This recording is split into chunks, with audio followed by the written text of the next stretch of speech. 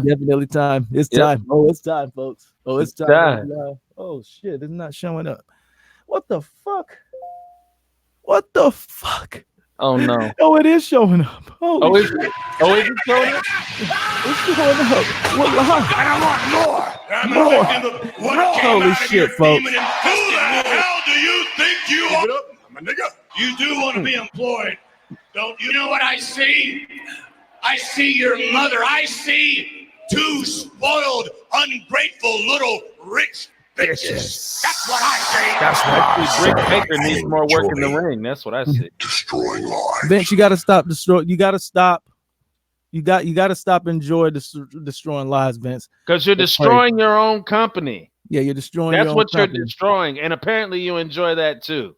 But we got something real light for y'all. Look, like it's late night, so y'all don't need you don't need to you don't need to eat a lot. It's after midnight. Damn, we about to roll into 1 o'clock. So yeah, we just got something light for you, a little chicken Caesar salad type of podcast. I had that earlier today at Golden Corral. And you did for real?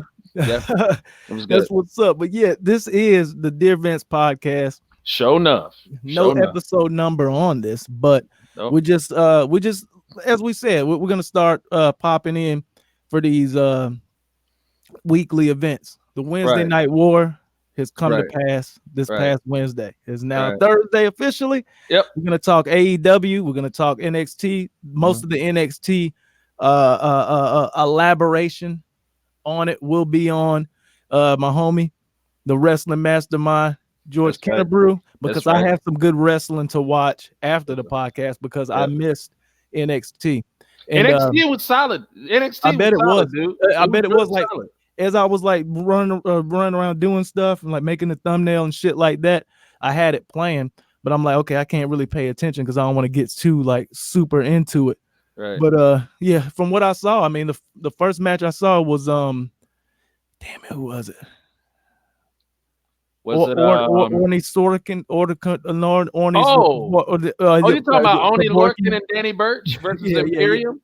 Yeah, that was a badass match, dude. Yeah, and it looked like it was pretty good, but I'm like, okay, man, I gotta just stop looking at it. I gotta stop looking at it because I already know it's gonna fucking put this shit. It's gonna put this shit back to another 20 minutes, 15 minutes. So, but we here, man. We're gonna talk AEW. You know what? We talk NWA Power. No, we last time. No, we didn't because it wasn't even. It came on yesterday. That's right. Yeah, NWA. But you want to start off with NWA Power, and then after that, we'll get into the Wednesday Night War. Because so I can definitely talk to you about AEW. Right. So about NWA Power. First of all, let me just say, from the first week up until this past Tuesday, man, you want to talk about a production that number one is not that long, and number two can cram everything that you're trying to do as far as introducing this product, the present day version to the millennials. Like it accomplishes all of that and more. Like, because of course, all of us know about the NWA itself. It's probably the most recognized professional wrestling organization in terms of the old school. Now, unfortunately, I did not have the privilege of growing up in the NWA era. My partner here. Here you go. Hold on. Hey, listen, I got to keep it thorough here. You know what I'm saying? Yeah. I didn't have the good fortune of growing up in the NWA era, unlike my partner AG here, who probably enjoyed all of those classic moments from the very beginning in the NWA era, as did my parents or what have you. You know what I'm saying? I grew up at a time, back then when it was called, the New Age. You know what I'm saying? That's when, the characters and, the gimmicks and the face paint and all the colorfulness of professional wrestling, that's when I came along. But I have done my homework because I am the wrestling mastermind. You see the name right there, at the bottom of the screen. But I've gone to WWE Network. I've did my homework. I've watched, some NWA matches over the years or whatnot. You know, I do know who Tully Blanchard is. Okay. Oh yeah. I do know who Ole Anderson is. I do know who Wahoo McDaniel was. I do know who the Boogie Woogie Man Jimmy Valiant was. I knew who the Freebirds were. You found out who Tully Blanchard was from AEW. No. How did I know it? See, I had to throw you something. I had to throw you something, man. I knew he was gonna try me. I knew you just olded me. Like, hey, this nigga said, hey, I this guy grew up the first fucking ever NWA show. He was there. I mean, I'm just giving credit where it's due. He drove there. He was I'm just giving credit where it's due. Because I'm not gonna try to sit up here. Because see, I'm not like a lot of people. Yeah. I'm not gonna sit up here and be a fucking mark and act like, you know, I grew up into something that I did not. Oh, so I was just giving you your props. But I mean, hey, no, there ain't no props. That just shows how old I am. Well, hey, like Jim Ross say, all is fair in love and war. So, you know, definitely it is what it is. But definitely a good show and a good throwback show. And it was like they definitely are holding down the integrity of the NWA. And it's the so mature too. Yeah, it's good. So mature. It's so mature too. That's another thing that stuck out about it. Like, you know how, you know, people talk about like the seriousness of pro wrestling. Yeah. Like, if you all are looking for like the serious perspective of professional wrestling, watch NWA Power. I'm telling you, like, it's literally like no gimmicks. Like, I know Chris Candido had that, you know, moniker in ECW, but literally NWA Power is no gimmicks. I mean, they don't even come out with theme music, y'all. Yeah, that's how serious it is. It's literally about the wrestling, and that's the thing about NWA Power. It's a throwback, and I mean, shit. Jim Cornette is attached to it, so you already know that they're gonna keep the integrity of professional wrestling and NWA, and just the all around great show. And it's funny, okay, you didn't see a lot of the crazy acrobatic shit that you see.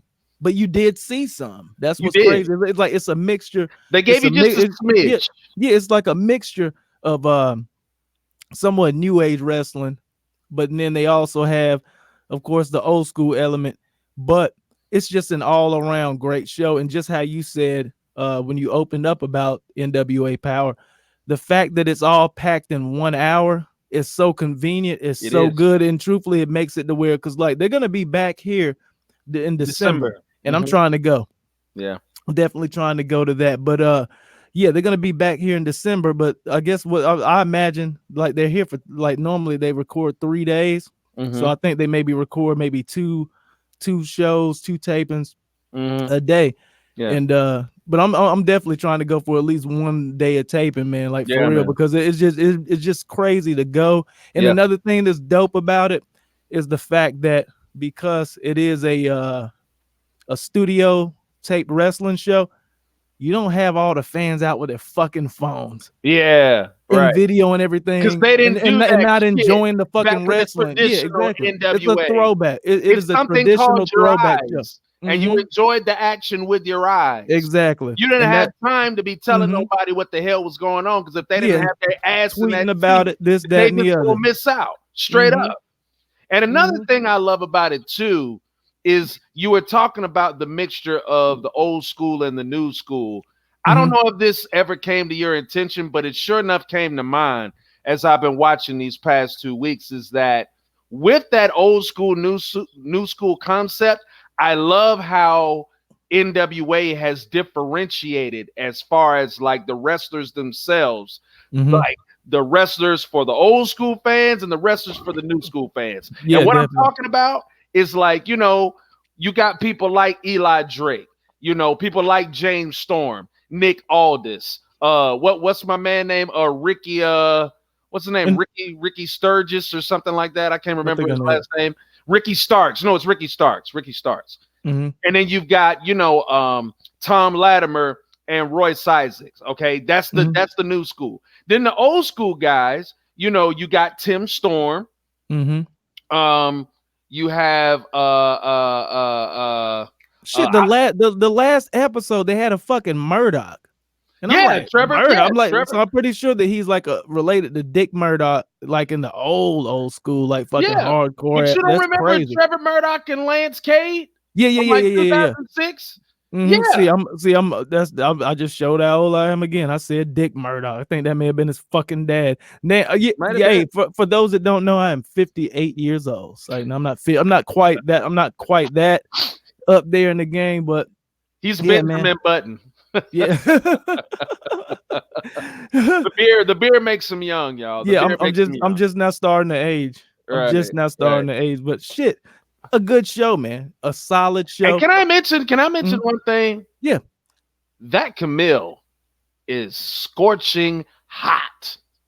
Is that? I don't care. Is that Nick Aldis is that is his valet? Okay, dude, yeah, with the gray hair. She don't have to say a damn word. Mm-hmm. And I have a girl or whatever, but damn it, when I listen, when I see something that looks good, I gotta acknowledge it. And that Camille, boy, she is something else. Because I'm looking. Yeah, she's fading a lot. She's fading, or truthfully, she's fading every female wrestler or even valet. There are no really valets in fucking AEW. She's fading everybody in AEW. She's fading everybody, of course, in NXT. And shit, she's close to fading everybody in WWE. Dude, she's shutting like all female wrestlers down. Top fiver. Like she's shutting like all most female wrestlers down. I'm talking about in terms of like, size and looks. Yeah. And I bet, you know what? Does she wrestle though? And this is what I was gonna say. I bet she can go in the ring. I bet she can go in the ring.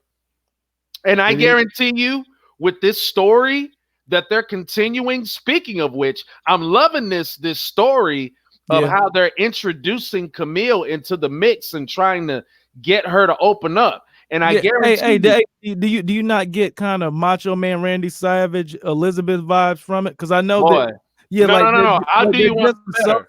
They're just associates. I'll do you one better. Like, they're not dating or anything like that for the show. You know what I'm saying? I do you one better. I do you one better. Not I mean Macho and Liz is good, but I more so take it back to Ric Flair and Baby Doll. Oh, word. Yeah, same things. Because Baby Doll was stacked back in her day. Yeah. Shoot, I tell you what's wild. Like a couple of years ago, I was watching a NWA episode on WWE Network, and they actually showed a vignette of Baby Doll working out, like actually in the gym working out. And I was just like, dude, I look at her and then I look at Camille, and I'm just like, Camille could be kind of like, this generation's Baby Doll. Maybe, but the only thing though is it's a smaller deal. They're doing it themselves, which is truthfully is smart, but they need a TV deal, and I thought they had one, to be honest. Like before this whole Power series started, for some reason I thought that it was on a television deal. I didn't know that it was just exclusive. But you know what? That's even smarter because because it's worldwide. It's worldwide. You don't have to have a certain provider. Right. So there's the beautiful thing about it too is, dude, it's free. It's on YouTube. Not only is it on YouTube, but it's also on their Facebook page too. Yeah. So it's really like at your fingertips. All you got to do is just tune in. Yeah. At 6:05. And boy did people tune in, because 6:05 every Tuesday. I was at that, not at this one, but at 6 o'clock. I'm like, oh shit, that Power shit came on, because I watched that, and then I watched Dark right after that. But I'm like, I'm gonna just watch it live just to see how many people pull up for it. And it was upward, it was definitely over 10,000 watchers at one time. Yeah, man. I think it was 11, 12, 13,000 watchers just watching it just straight through, and then just constantly commenting. At the end of it, everybody just fucking just sucking Power's dick. Just saying yo, this is the greatest thing ever. But it is what it is. It was a good show. Definitely a great show. And the thing I gotta get there. I gotta get over there. I gotta get in that audience. I agree. last thing I was gonna say about NWA Power is like, dude, the promos. You want to talk about like authentic, and you want to talk about like just speaking your mind and speaking from your heart. Like, dude, like Eli Drake, like I said, Ricky Starks, James Storm. Like, I've all of a sudden fallen in love with James Storm again, and I haven't been in love with him as a wrestler since like 05, 06 TNA. But he's taking me back. He's taking me back to, like, you know what I'm saying? AMW. You know what I'm saying? James Storm. Beer Money, James Storm. You know what I mean? Yeah. Like, I'm seeing that side come out of him again. Like, you know isn't that motherfucker from here? He's from Tennessee. But he doesn't live here? James Storm. The Beer Money guy. Yeah. I think I'm talking about Matt Sales or some Matt shit. Sales or something. Another guy I don't know. Yeah. But James Storm, man, like, NWA has like very much revived his career, because even when he was in like Ring of Honor or whatever, like, I didn't really even hear too much about him. But as soon as he went to NWA, I'm just like, what? Yeah. James Storm? Okay, I know. And then on top of that, like, he's holding a belt again. Isn't he like the national champion? Yeah. He's not the main guy. He's like the version of the US or Intercontinental, like the step right like below he's the upper mid card guy. Mm-hmm. But I think that fits him though. Like, that national championship fits him. It really does. Yeah, I gotta look him up, to be honest. Like, shit, I haven't seen much from that dude. I'm pretty sure I'll remember him if I looked him up. But... yeah, if you do, you'll remember him, because he's like, sorry about your damn luck. I think I seen that kind of rung a bell. They got Mr. Kennedy, aka Mr. Anderson, aka that was like, where have you been, brother? Yeah. Last time I saw him, he was in he was in TNA. Yeah, he was the TNA world champion too, as a matter of fact. Because I always wondered, and like, he had a huge push in WWE. He was the man in WWE. Like, I wonder what broke that. Oh, I know what broke it. You know who broke it. You know exactly who broke it. Triple H, Randy Orton. It had nobody to do. It had to do with nobody in the ring. Oh, Vince. Yeah, it had to do with that guy back there. Because he didn't want another Rock. He didn't want nobody else to be the Rock. Yeah, and he was good though. Mr. Kennedy was. Oh yeah, Mr. Kennedy was. Yeah, like, and that's the thing too. Like, back in that time, like, I really didn't know like the creative side of the business, so I was, virtually like a mark. I was vulnerable, but even though I really did not like Mr. Anderson now, as he's known. As a heel back then when he was Mr. Kennedy, I just love to hear him talk. Yeah, I love the whole entrance where he, do with this mic whole coming deal down, and the mic drop. Like, that's awesome. That's awesome, dude. And the fact that he's teaming with Colt Cabana, what? Yeah. But that's the thing that I got from it. I think that Colt Cabana was kind of used to introduce him as being a signee or affiliated with NWA. I hope that they don't just make them a tag team. I don't think it won't last long. I think Kennedy, Anderson will end up turning on him. Yeah, or not even Kennedy. Like, Anderson. Like, I could see him as just that was his way of like breaking into NWA and telling everybody that boom, I'm part of this company. But because a guy like that could be like, he could be the guy to beat Nick Aldis. Yeah, you know what I'm saying? Like, he'd be a good NWA champion because a bunch of people know him. He can wrestle, he can talk, and I think that if they keep him in a tag team situation, that'd be the worst thing. That's not gonna last long. Yeah, it can't. Like you said, it was just to introduce him to the newer fans that don't know who he was or who forgot about what he was. But I give him maybe about like 3-4 months with Cabana, then he turns on him. I think less than that. I think maybe next episode, or maybe not next episode, but the episode after that, he'll have a singles match. Maybe. Because they weren't really introduced as a tag team. Right. Like, he was like, who do I have? And then he brought him out as a You know what I'm saying? It's pretty much like no one knew who his partner was, and then he brought him out. So I think it was just like an introduction, like this guy's here. But I think, like I said, I could see Anderson holding either the national championship or the NWA World Championship. Yeah. Like he would get either title over. Yeah. Like if he ever wins either title, he'll get it over. And he'll hold it for a while. Because I guarantee you, like the moment they really like strap the rocket to his back and let him take off as a singles wrestler, like dude, he'll be the guy that brings even the WWE and AEW fans over to NWA, because they're gonna be like, wait, because he can Mr. Kennedy, and you remember him, definitely. On a scale, you know what was the main event of this shit? I'm trying to think. The main event of this was actually tag team match or some shit. No, it was actually the main. Well, I actually call it the main event segment, but that was the interview with Alice and Camille. Okay. So on that, like, shit, we already kind of covered that. So that was good. Oh, okay. Look, I'll put it this way: since we're not in the business, and I love saying that, folks. Anybody watching, anyone rewatching, since we're not in the business, and we're damn proud to say that. You know, on a scale of 0 to 5 marks. How many marks would you give NWA Power this week? I'm gonna give it a Booker T. Out of 0 to 5. You say 5? 5. Like dude. Like I said, man. Like I say, man.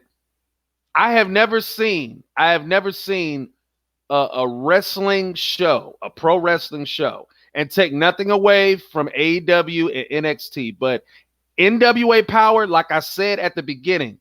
When you first asked me, you know, what did I think about it? Like, I've never seen a show in 1 hour get every point across, every storyline established, and most importantly, every star over. That is the sign of a well-oiled machine, youth mixed with experience. Even even the people that they were just introducing, like I forget her name, but she's the NWA Women's Champion. Allison Kay.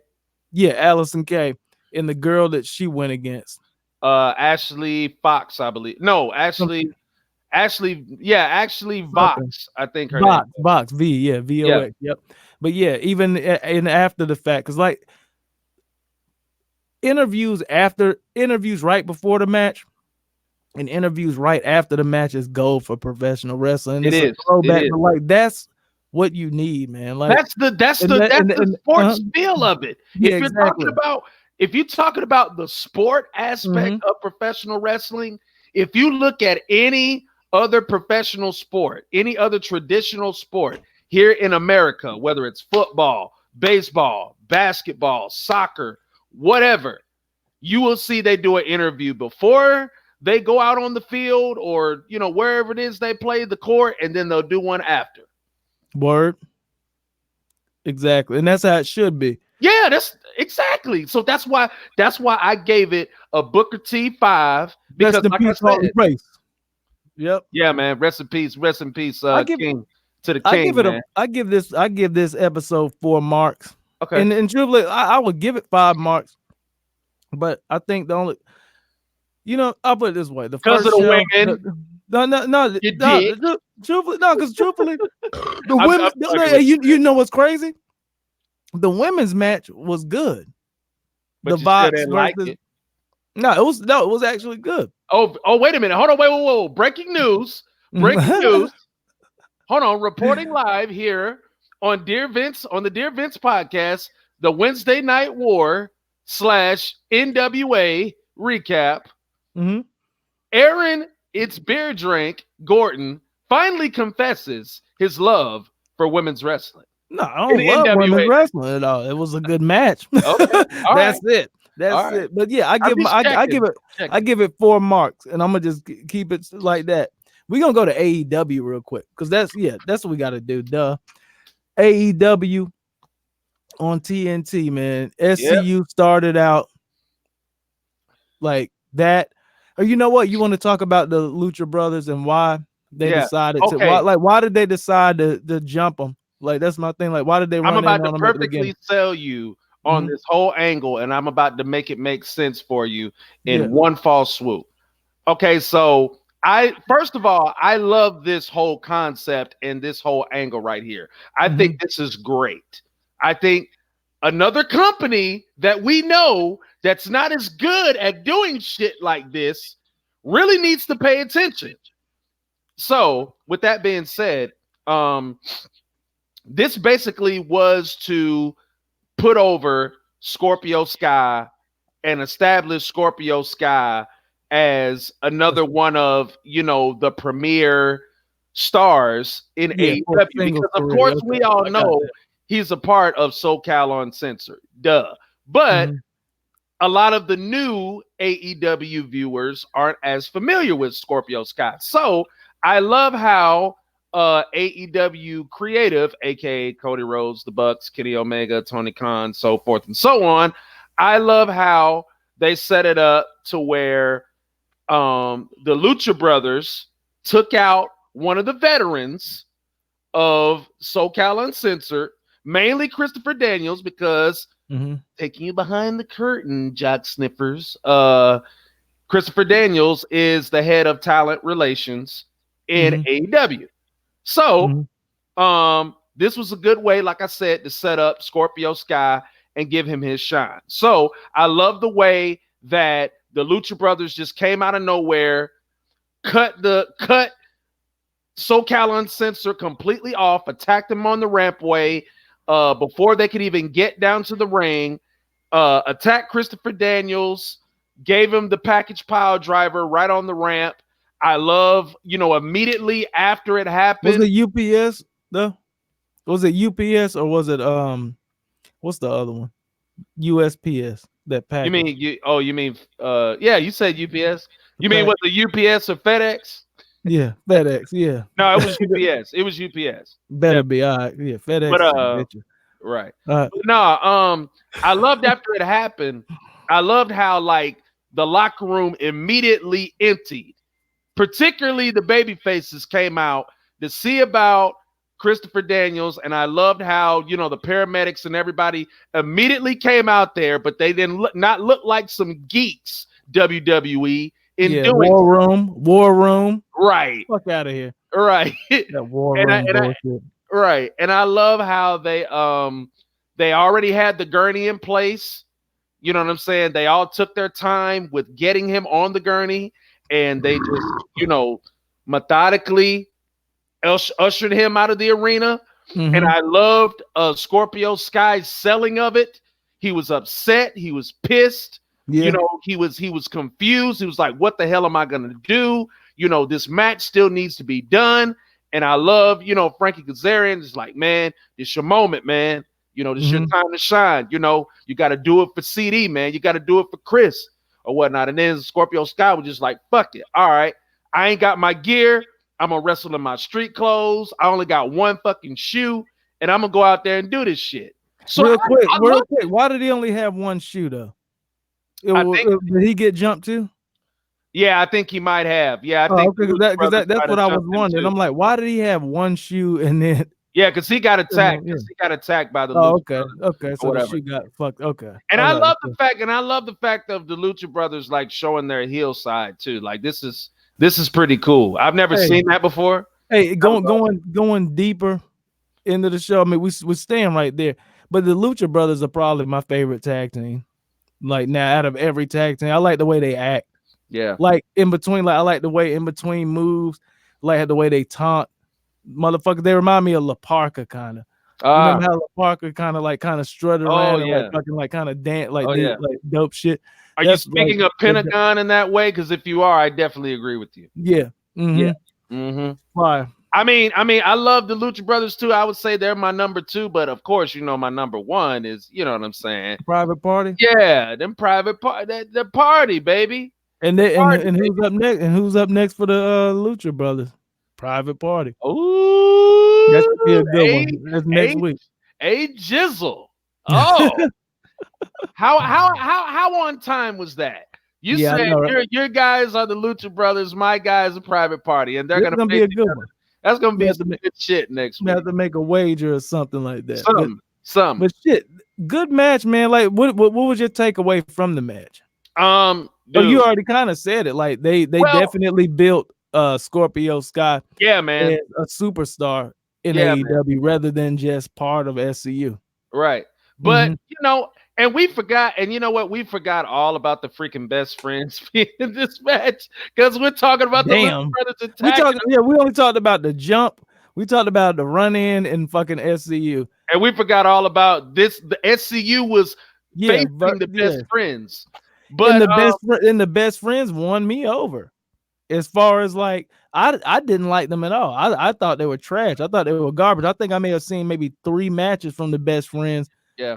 But this match, I was like, damn, they could actually cook. Like everything they did, like this was one of the best opening matches of any like weekly show in a long time.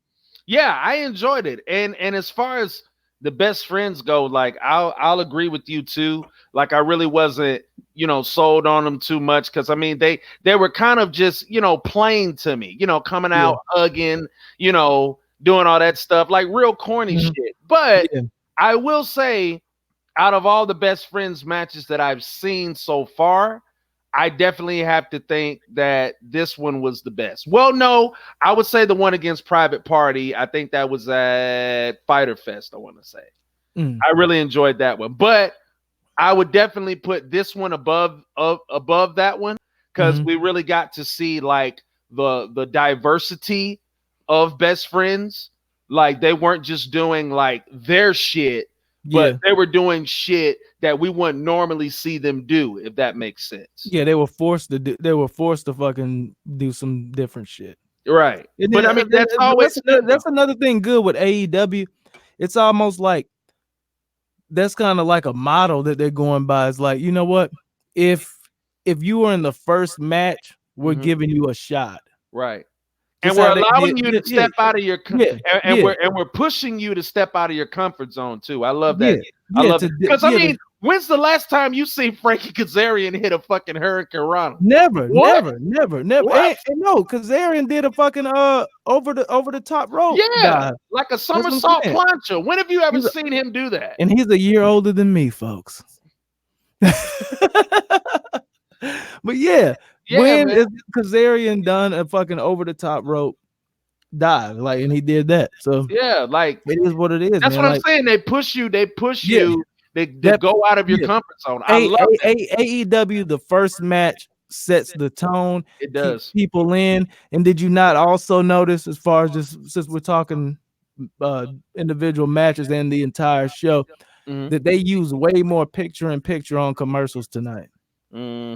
They like just I think they only had one. I think they had one real commercial, or at very most 2, but I think it was just one real commercial. Yeah, they didn't want you to miss nothing, which is what I love. They didn't want you to switch over to fucking NXT. NXT, right? But the thing of it is like I wasn't gonna switch over to NXT. Like AEW has my full attention, and I'm on, and because when it comes around, when Wednesday comes around, I'm like, look, man. It's basically like 1, 2, 3. I'm gonna watch AEW first, and then I'll tune into the last bit of whatever NXT is on, and then after it's completely done, I'll have the rerun of AEW on just in case I missed something or something that I felt, I just want to, critique or whatever. I'll just have that on, and I'll have NXT, on the computer here. And I'll watch that all the way through. And that's that. But AEW, as far as like watching on television, it's got my full attention, dude. Like, no, I'm not switching to NXT. I got love for NXT. Don't get me wrong. And that's what I was just about to say. NXT definitely has a good show. And like my thing, I'm about to watch the fuck out of it as soon as we're done with this shit. Right. But you're gonna enjoy it. As far as AEW, it's just a thing to where it's like as live as you can watch it is the best way to watch it. Like you need to watch it as live as possible. And I know it like really doesn't matter because it's just a show, but that's my thing. Like I'll put it this way: AEW is making fucking history. It really now. Like AEW really is, dude. History it really is, dude. And the thing of it is like it's really personifying the new school of professional wrestling. Because the thing of it is like, even with, you know, the video vignettes and stuff, like they're giving you all access. Yeah. You know what I'm saying? Like they're just not, you know, showing you one particular part of the wrestler or the superstar. They're giving you all access. They're letting you go into their homes, watch them train, be the elite, watch their preparation and all that stuff. You know what I'm saying? Yep. Like AEW is like really setting the precedent as far as, I mean, NXT does it too, but dude, their presentation is nothing like All Elite Wrestling's. Nothing. Nah, hell no. Nothing like it. Hell no. Nothing like it. But shit, that first match, banger. That was a great match. That's all I'm gonna say. That was a great match. Gorilla Strong was cracking you in there. Look who done stepped up in the room. That boy, Gorilla Strong. We got Gorilla Strong in there. Yes, sir. My man. What did you think of AEW? But we're gonna move along from the first match, which was SCU versus the Best Friends. LAX. Oh no, I thought you said Britt Baker. I was like, man, I really don't want to talk about that, but we're going to. But we got LAX. No. Santana and Ortiz.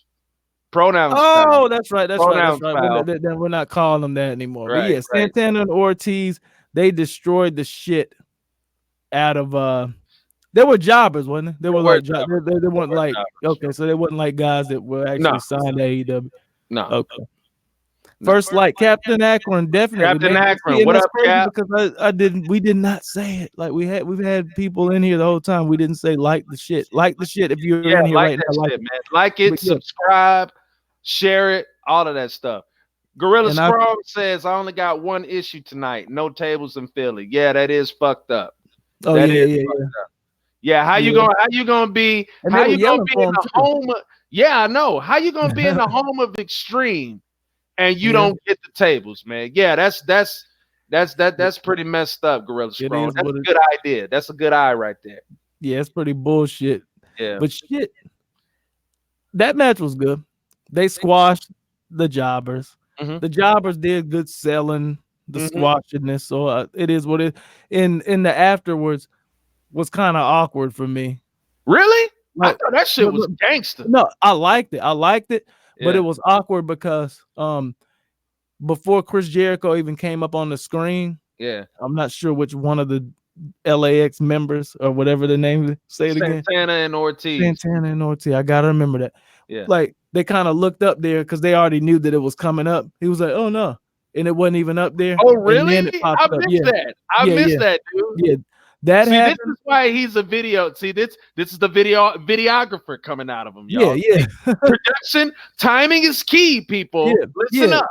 Timing is key. That's exactly what they did. They were walking up and it was like whatever, just talking their shit. And then he looked up and he was like, no. And then nothing. And then it popped on. But I mean, it wasn't really bad because maybe like it could even kind of work and it could work right to where it's like after we beat their asses, like he's gonna pop. So it wasn't really like a botch or nothing fucked up. Oh, but it wasn't noticeable. You're saying? No, it wasn't noticeable. But I mean, I was pretty sure that he should have interjected in them fucking celebrating and doing it. Yeah. And then even doing that, they had the audio up too loud on Ortiz and Homeboy. While Jericho was talking, they had that he was talking about we are the best. Yeah, you can hear it over and fucking over and over. You know what? I didn't actually have a problem with that because I like that. No. I'm just saying I felt like that worked into what Jericho was doing because as he's putting them over and talking to them, you know, you hearing I believe it was Santana, you know, saying we are the best. You know, I'm thinking, you know, that was another good way to really get that over because it's like as Chris Jericho is telling you this, you're hearing them telling you audibly without even seeing them that they're the best. You know what I'm saying? Mm-hmm. Yeah, but I also love that. I agree with Armand Johnson. Darby Allin did look like $1 million. We're gonna definitely that's the dickhead of the cock sandwich.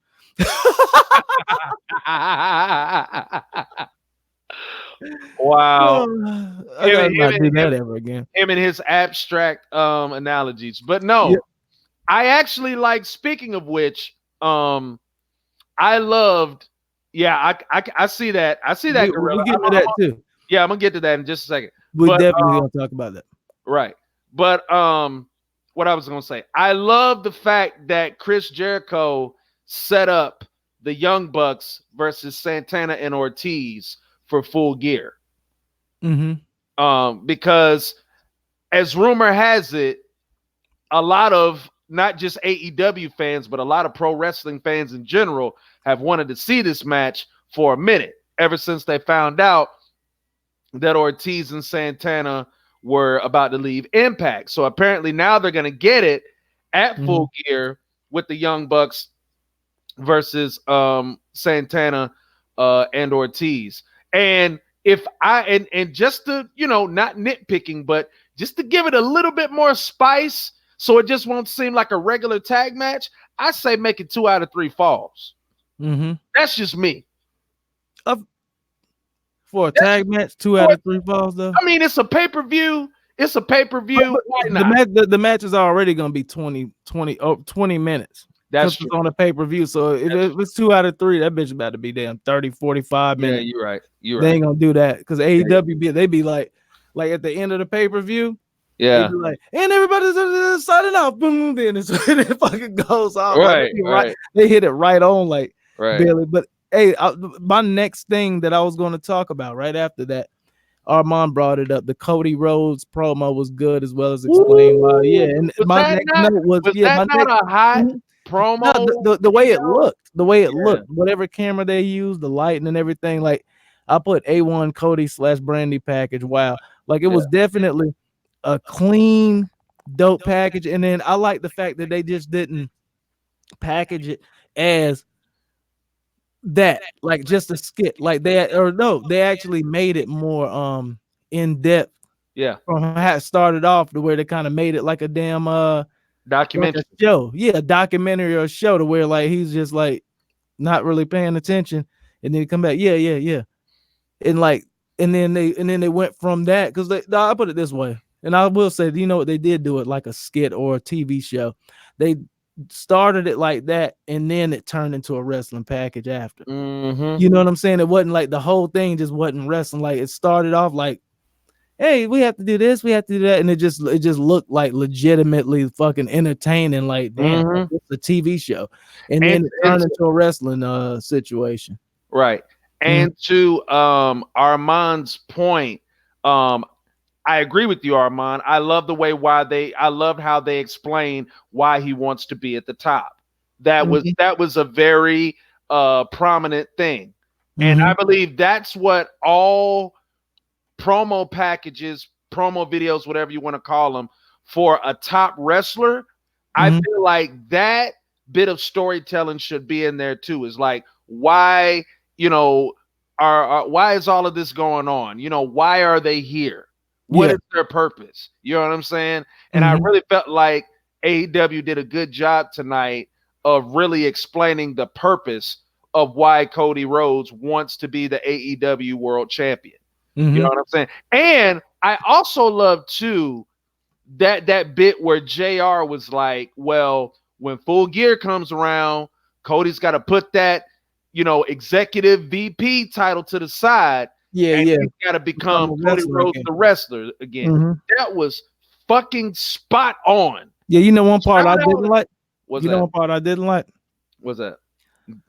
I know you're not watching, but Diamond Dallas Page, that was the worst Dusty Rhodes impressions that I ever heard. You definitely gave the lisp and like the you know who they should have got. Bro. You know who they should have got to do that, right? You. This guy. This guy.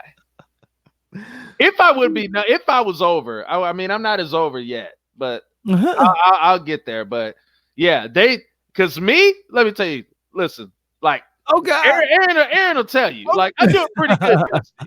I do it pretty good, Dusty. Definitely.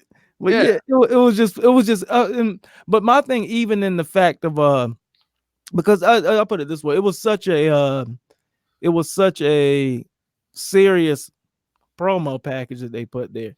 And then for him to do the dusty voice and like the list, it kind of threw it off in a way. You know what I'm saying? It kind of threw it out. Like even MJF didn't he kind of stayed out of his character in a way and just was like pro Cody. You know what I'm saying? And then but then whenever DDP started, like whenever he did that shit, it was just like it kind of made it kind of weird, but it was good because my thing, like whenever you talk about Dusty, you almost kind of subconsciously fucking have to fucking say it like that. So I think that's just what it was. Pretty much. Eric Bischoff will take his talents. My suggestion probably AEW. You know exactly. I'm glad that you did say no, because if AEW were to sign Eric Bischoff, they would be the dumbest motherfuckers on the planet, because that he looks like a shill. He looks like he was signed to WWE to be released by WWE just to go over and sabotage AEW. No, I think they're not gonna sign the WWE to get like those old WCW fans, or just like again, draw back. WWE wasn't trying to get no WCW fans. No, I mean, no, I'm not saying that. What I'm saying is I think the reason why they signed Bischoff is to draw back those 90s wrestling fans that haven't watched the product in so long, to be like, hey guys, look. But they didn't show him though. Guy, Eric Bischoff, but they didn't show him at all. You know what I'm saying? That's the reason why I say that I don't think that, because he wasn't on camera. Yeah, he wasn't on screen. Like pretty much a lot of people probably didn't even know that he was even working for WWE. Yeah. You know what I'm saying? So like they really didn't show him on TV and like really announce it like that. The where it was he doesn't. But he doesn't need to be in AEW, because all he's gonna do is do like he did. And the thing of it is too, like, did you even hear about what he was doing while he was there? They were talking about like he would go to meetings and then get up and leave. I'm like, what the fuck is that? And then they were like, yeah. And then they were like, the only places Bischoff would show up in is catering. Oh yeah, I saw somebody. Oh man, I was just like, for real. Says that he can't do shit for a year. He was just used to secure the Fox deal, which kind of makes sense because it's another that they would have. But shit, Bischoff to secure a Fox deal. I'm not. Strong, Gorilla makes plenty of sense. Just like this one right here, he says, keep in mind, I didn't know the one that locked down the WCW and TBS TNT deal back in the day. That's true. Well, I mean, hey, if it's a direct shot at fucking TNT now, yeah. Yeah, I mean, hey, if that was the reason, if that was the main reason why they brought him in, hey, good job, Vince McMahon. Yeah, you know what I'm saying? You took the prostitute off the street. You used it for what it was worth. You just called Eric Bischoff a prostitute. You damn right I did. Man. Yeah, he took the prostitute. He took the hoe off the street. He gave the hoe his money, and then he told the hoe to go home. You was good while you lasted, but it's time to go home. Period. There it is. That's just fucked. That's just fucked for Eric Bischoff. You use the hoes and then you pay the hoes. Straight like that. With chickens, but no, Popeyes, they added them chicken sandwiches, so I can't even pay. No, I can't pay them. You can't get a chicken sandwich anywhere. You win, you lose. I give them a lariat. Lariat and Belchas. Whatever the fuck that means. Crank yanking. Christopher Daniels took that pile driver like a boss. He's showing up dead. How's he gonna take that shit? Fuck. Like, either he dies or he don't die. That was like on the If he dies, he dies. He dies. That's funny as hell. But no, good shit's over there, man. Like I fucked with it. I fucked with it, and like the next thing. But did you have anything else to say about that? Because the next one, man, I'm gonna get kind of and I ain't gonna get heated about it because we on the Britt Baker. Holy fuck. Nah, I'm gonna just go transit. I'm gonna just transition into the AEW women's title match. Well, since you're not too fond of Britt Baker, I think I'll take it from here. So, so as I was saying, I think AG's gonna give me the screen here. I see him press it. All right, there we go. Okay, so basically, Tonight, watching Britt Baker, ladies and gentlemen, DVP watchers, she basically proved my point. Now, I know there were probably some of you that watched, the broadcast maybe from a couple of weeks ago, and were probably sore in the ass that I said what I said about Britt Baker. Well, I'm glad that the evidence was right in front of your damn faces tonight, so you will know I only speak facts and only speak what I see. And I told y'all that Britt Baker is not ready to be at the top of AEW right now. And tonight showed why. I'll give you a prime example. The spot that she was going to do on Riho, where she was going to do like that corkscrew net breaker, the broad couldn't even get the fucking shit on. Did y'all not see her struggling to do that damn net breaker? I'm just like, for real? You want to sit up here and you want to be fancy, but you can't even deliver the shit. How fucked up is that? Are you kidding? Like, come on. And then, like, I hear these well, I'm not gonna mention their names, but I was over here. Their names. Fuck that shit. Mention their name, man. Well, I'm sitting up here listening to Fightful. Fightful. Mm-hmm. I was up here listening to Fightful before we went on before we rolled, and they're sitting up here making damn excuses for this broad. I'm just like, no, that's not cool. Like, no, she does not get a pass. Like, she knew what the fuck she was doing when she put her name on that dotted line, just like every other female. I don't watch Fightful, but did they shit on Brandy Rhodes and her fucking in-ring work? No. Okay. Because they're Brandy Rhodes coochie lickers. You know what I'm saying? So, but yeah, job. I'm just, but nah, I'm just keeping it thorough. Like, they're sitting up here making excuses and all on, Brittany Baker's cooch of like, well, guys, she's a full-time dentist. So fucking what? If she knew she wasn't gonna have as much time to practice or to polish up her craft, then she should have let him know. She should have said, Tony, you know what? I don't know if I'm gonna be able to juggle, having a career outside of wrestling and a career inside of wrestling. So I'm just going to go out there and just do the best that I can. You know what I'm saying? Like, she would have been better off doing that. But they're sitting up here making excuses for the broad. I'm like, no. Yeah, that's dumb. No. If they said that, they're dumb. They are. If they said that, they're idiots. Because I put it this way. Okay, you're a doctor. You're whatever. A dentist, whatever. But then your passion is wrestling because apparently you use dentist money to go through wrestling school. But then you make it big. You're on like the second or third biggest wrestling promotion in the world. The first woman signed to the fucking company. And you can't work. You're either one, you're gonna get a leave of absence if you think that you're going back, or two, you're just going to quit. Leave of absence. or two, you're just going to quit because it's like a one-time. It's like a one chance that you get thing. You know what I'm saying? It's like okay, shit. I'm a realtor and shit, but I love fucking rap. But then I get signed to a huge record deal. Do you think that I'm gonna fucking be a realtor while I'm fucking trying to be a rapper? No.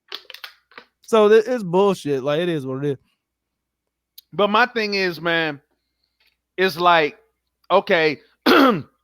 You're the first woman, like I said, signed to the fucking company. And then not only are you the first woman signed, but they're pushing you and they're giving you this spot right off the bat. And I'm like, based off what? Because she's done a couple of enhancement matches in NXT? Or is because she's fucking Adam Cole? Like, you know what I'm saying? And yes, NXT fan, WWE NXT fanboys, yes, I'm going there. So if anybody's got a problem with it, oh well, shut up and listen, because you're not going to change my mind. But my thing is, it's like, okay, so you sign her as the first chick in the company, then you give her this top spot. For what reason, I do not know. When you know that the chick is not as polished and not ready and was not ready for this position. And then you're going to put her in there against somebody who is experienced, like a Riho, damn the size.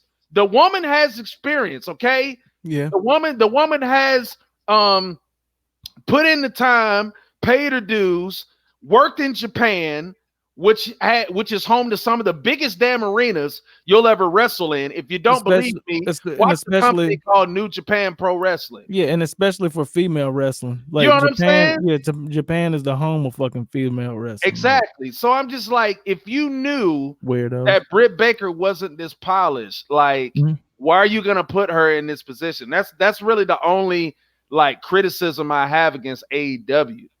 And I know, like, if you were to probably tell them this to their face, they would probably give you some arrogant response like, oh, well, you're not in the business. You don't know. You know, she's a money maker. She can draw money and all this other stuff. But then, you know what I would tell them?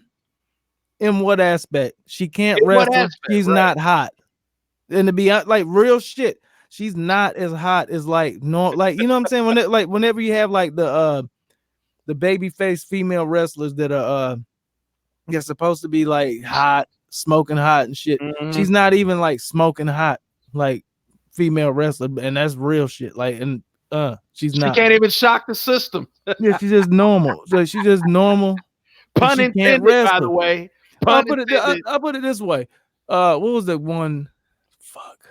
She had red hair and she was in the WWE and she was crazy. Gorilla Strong. I don't mean to cut you off, AG. Gorilla Strong. Thank you very fucking much. I definitely agree with that comment. She should definitely earn her stripes against Kong.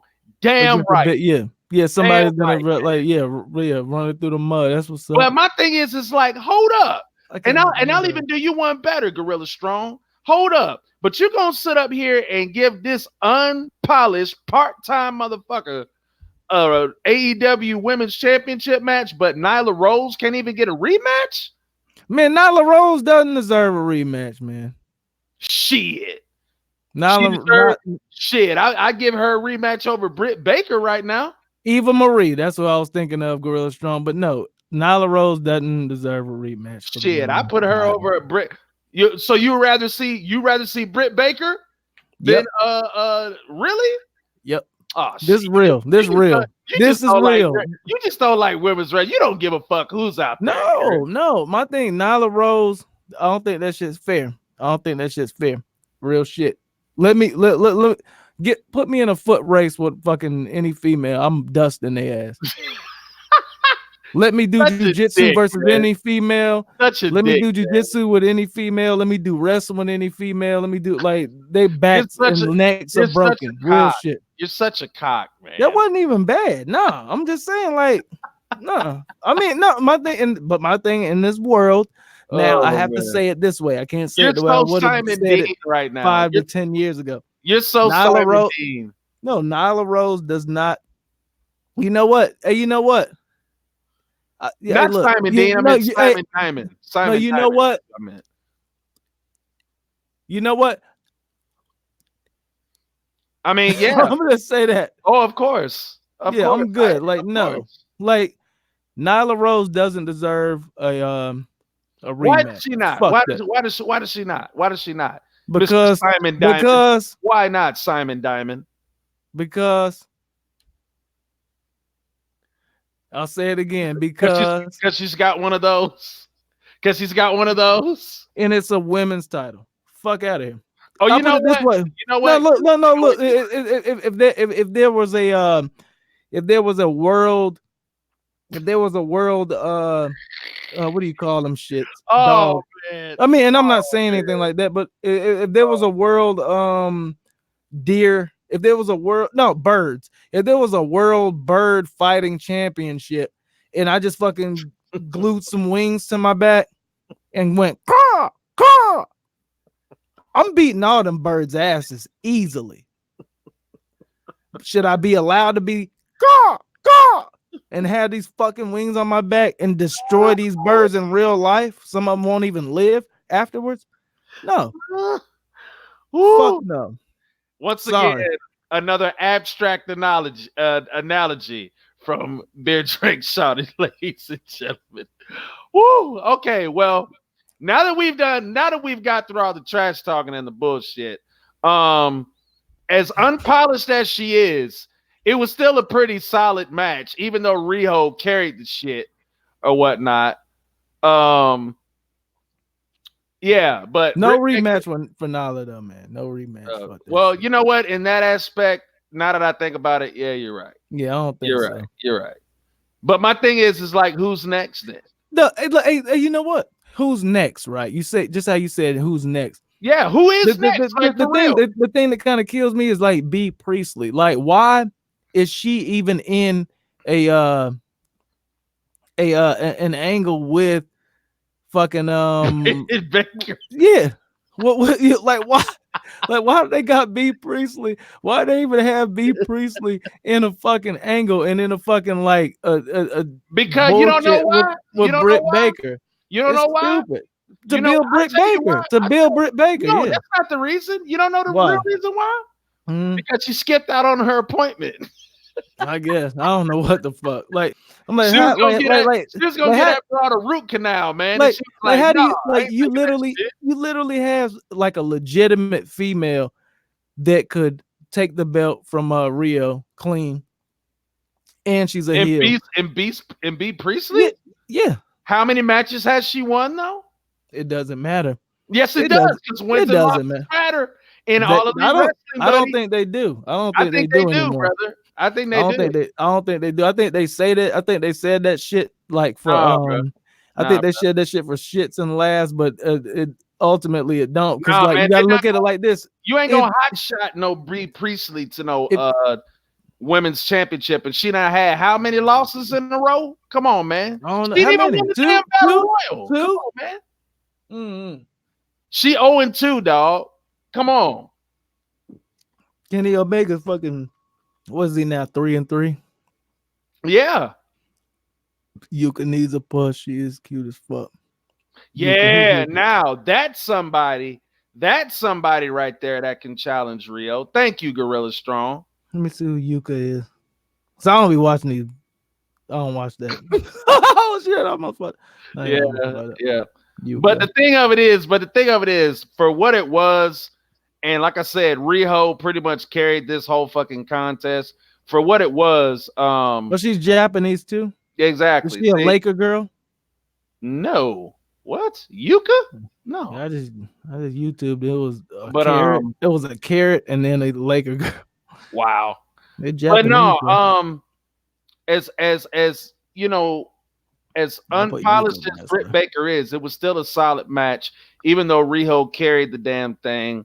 You know, I guess Britt Baker did what she could, but like I said, man, you can't be fucking up like spots, you know, that you're trying to do and call yourself being innovative while trying to do it. Like, that shit's just not gonna fly.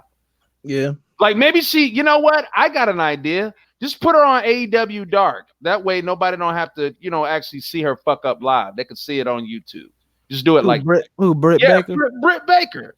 No, but for some reason they think that she's like their hot female chick that like and she's a dentist. Like for some reason they think that like, and truthfully, just how you said, that's the only miss that they're, that and the librarians are the only miss that they're just like, they just need to just go ahead and throw that shit in the trash. Right. Not saying throw Britt Baker in the trash, but like have her developmental. Right. And that's strip her name. Like strip her name from her and have some of the good female wrestlers squash her a couple times and just really just have her learn how to fucking wrestle, because she can't. Right. But she she delivered that finishing move kind of fire. Yeah. But the only reason why is because it was just a dope finishing move. Exactly. Like it wasn't like a transition into it. Yeah. Right. So and then they got the nerve to give this broad her own fucking match next week because they're in her hometown. Mm-hmm. Fuck Britt Baker, man. Lucha Brothers, Marco Stunt, Jungle Boy, DL. I love that. Port de Culio chicken sandwich and porchata. Good match, great match, but I thought that the Lucha Brothers should have smashed them way easier than that. But I get why they did it though. You know what I'm saying? You got to fucking save.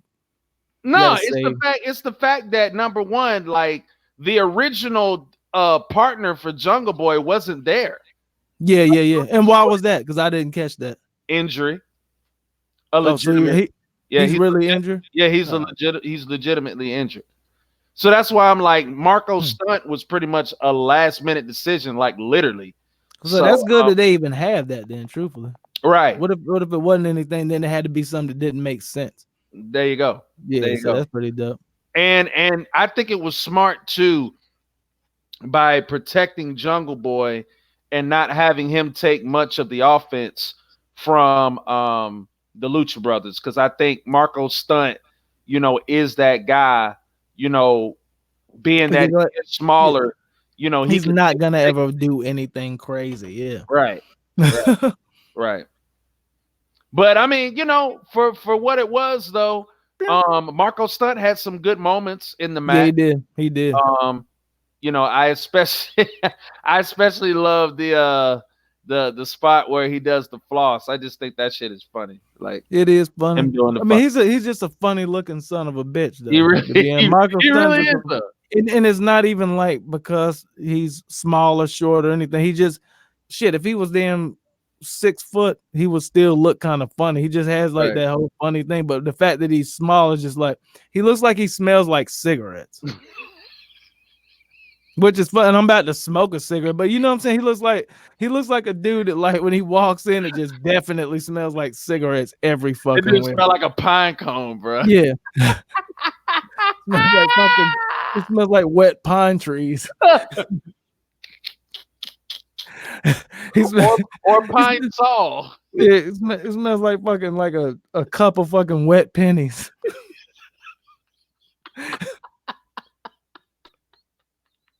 Just a couple wet pennies. Like, that's what Marco's stunt looks like. He can work though. He can definitely work. He's good, but it's like it's just funny. That motherfucker smell like some Brunswick stew. The real mashed up kind. From Dickies. Fuck you, Marco stunt. We don't like you over it. Now I'm playing. Marco stunt, cool. The match was great. I'm still in that shit, man. Wet pennies. I'm still in that shit, bro. No, like a couple wet pennies. All metallic and what do you call it? What are pennies made of? Copper. Copper. Yeah. But yeah, wet copper. It was a good match. Was it not a good match? Yeah, really, no, it was a hot match, man. I love it. It was a good match, and they picked it up. Was my thing, because like I thought they were just gonna squash him in like 5 minutes, right, or less. But then they picked it up. They gave fucking Jungle Boy, and fucking Marco Stunt their little run for a minute. Yeah, but ultimately just gave the clean win to the brothers, which was perfect. Yep. You know what I'm saying? It everyone saved face. Like that's how you book a match to not bury a team that you know damn well is going to be your fucking like kind of a Rey Mysterio, not Rey Mysterio, but like a team that wears, you know what I'm saying, like the oh gosh, are you kidding me? Underdog. Yeah. Like their whole career, they're gonna be the underdog, and they're definitely gonna rise. I'm gonna tell you something, man. When they win a fucking big match, like whether it's Stunt and Jungle Boy or Stunt and Luchasaurus, dude, that play, like those fans are gonna go fucking berserk. But the thing though, with it though, if Luchasaurus is part of it, not so much. You know what I'm saying? What do you mean? Like if it's Luchasaurus and Jungle Boy, not so much, because it's kind of leveled down to a real tag team. The one where they're gonna like really fucking go nuts is if it is Marco. Marco has to be part of it. You know what I'm saying? Because he makes it to where it like really is a fucking it's not fair playing field. You know what I'm saying? Like I ain't trying to fucking tag team with my fucking daughter. My daughter's bigger than Marco's stunt. Yeah. And my daughter isn't like, you know what I'm saying? My daughter's 5'2" or 5'3", 5'4", something like that. Yeah. And 110 pounds or 108 pounds or some shit like that. Right. And that's what I told her. I was like, no, like Marcos, like this guy, because she watched it with me. I'm like, no, this guy's like, I think he's like 5'1" Yeah. and whatever. And then I told her about Rio. I'm like, no, this girl Rio is like is like 90 pounds and 4 foot something. Yeah. She's like, holy shit. I'm like, yeah. Yeah, but I'm just saying, like, whenever they decide to, like, you know what I'm saying, push the button on Jurassic Express, whatever combination it is, like the fans are gonna pop hard. Yeah, definitely. I think that's definitely what it's leading to. I think they're having them, learn and still pay their dues. But man, when their time comes, woo, that shit is gonna be crazy. Words. For Well, real. shit. Any questions? What the fuck? We in class? Nah, but no, we just doing a random ass bullshit. You know what I'm saying? Just a quick fucking potty, like a fucking talk this shit. If anyone have any questions, like what the fuck you want to talk about? Did anybody watch NWA Power? We've already fucking talked about NWA Power. She better not have said, holy shit. She better not have said, oh, okay, she's talking about that. But cool. Luchasaurus was missed dearly tonight, definitely. Yes, he was. Luchasaurus was missed. Yes, he was. And to be honest, that match would have been a lot better with Luchasaurus. It could have been it would have been more of a strong match. Like you get to see the Lucha Brothers thrown around a bit and like, but it was just pretty much like, I mean, shit. At one point, he pressed Marco Stunt and then left one arm down. Yeah. And just pressed him with one arm. And I'm like, that's not impressive. And that's the thing that's crazy. Yeah. It's like when you do spots like that with a guy that fucking probably weighs 100 pounds, like, that's not really impressive, dude. I would have loved. Just throw him around, just savagely throw him around. That's more impressive because like you just like showing that you don't give a fuck that he is that size. I'm gonna still try to, but when you do like kind of spots like trying to show off power and then, I got it with one hand, like it kind of takes away from. I would have, dude. If Luchasaurus would have been on Dynamite tonight, man, I would have loved to see him do that question mark kick on Pentagon. Yeah, I've been fine. And that spot where he does like the clothesline, the body slam, and then I think he hits like a standing shooting star press, and then he does like a standing moonsault for like a false finish. I would have loved to see him do that shit too. Yeah. So Gorilla Strong, you right, man. I definitely miss Saurus tonight, man. Like he would have went crazy, like for real. Definitely. After that, we had Kenny Omega, Hangman Page, over Pac and the Mox. The only thing that I'm gonna say it, like get into the match, but the only thing that I didn't like is the fact that the ending. Mox had to fucking take out Pac, get the fuck on that. It was good on Mox, but at the same time, it's like, why make Mox versus Pac next week? Like the size difference is so different, and it should have just been just that. Pac can work with Mox. No, I know he can. That's my thing. I know he can, but like it should have just been a thing to where like that shit happened, sweep that shit under the rug and whatever. But like now, that's his character. That's I mean, I understand why they did it. Because Pac is gonna leave. Pac may end up leaving AEW, like unless he's like agreeing with all this shit, because it's kind of like the same deal with WWE. He's kind of getting the short end of the stick on every fucking thing that he does. You know what I'm saying? I can see where you can make that point, but my thing is this is like. First of all, with Mox turning on Pac, I think that made perfect sense if you ask me, because like I said, it just plays into his character, like, kind of like a Stone Cold S type character, like DTA. Don't trust anybody. You know what I'm saying? He's unpredictable, he's unhinged, or whatever the case may be, and he's naturally a loner. It just so happens that he got, put in to this tag match with Pac so he could get at Kenny or whatnot. But I think it'll be a hard hitting match between him and Moxley. Now, do I expect Moxley to go over? Yes, I do, because to be fair, in Moxley's defense, he is the bigger star. And Now, he's going, and he has Kenny Omega next. Like he has to go over. exactly. But going back to Pac though, Hangman Page. I don't care about that rivalry. I don't care no, about him versus Hangman. it's not even about him and Hangman.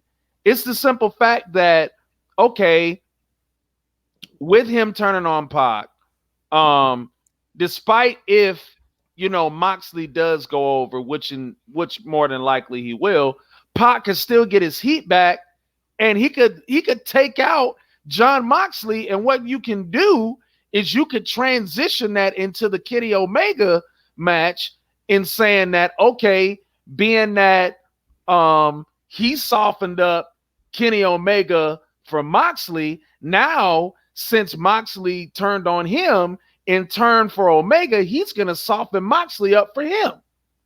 Oh yeah. So you can turn that whole thing around, man. So it's not necessarily they're creatively defecating on Pac. It's the fact that okay, if Moxley or when Moxley does, or I'll say if Moxley does defeat Pac next week, Pac could just reinsert himself right back into the fold like he did last week when it seemed like him and Kenny Omega were going to go at it, and then eventually that story with Pac interjecting himself is going to build, and then you're going to eventually be able to move into that story of like, okay, Pac is being overlooked. He's had a pretty good streak ever since he's come to AEW, and he's constantly still being overlooked. And another beautiful thing about that, real quick, another beautiful thing about that is you can actually have JR and Tony Schiavone play that up on commentary to further get that story over, because people like you, I'm sure, are having that same frustration of like, damn, he had to deal with this in WWE. Now he's dealing with it in another company. But like I said, they could clear all of that shit up next week.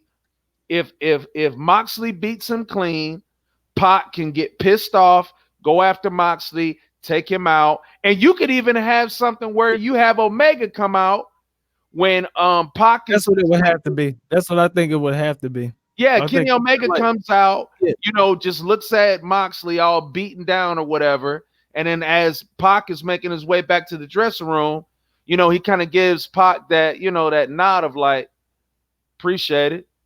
You know what I'm saying? You made it easy for me. You know what I'm saying? And then like Pac is looking at him like, Chris Jericho, you're welcome. You know what I'm saying? It's plenty of ways you could go with that, man. Yeah, it is. Plenty of ways. Definitely. It's like there's so many different avenues. Yeah, avenues and ways to like hit it. But like, hold on. It was this one right here. Armand definitely needs to be a mid-card belt. I'm pretty sure they're on the way to that. But yeah. What was it? Oh shit! Damn. I'm gonna just say it in a nutshell. Fuck. It is what it is. In a nutshell, the match was good. I actually liked the match. Okay, this is actually real.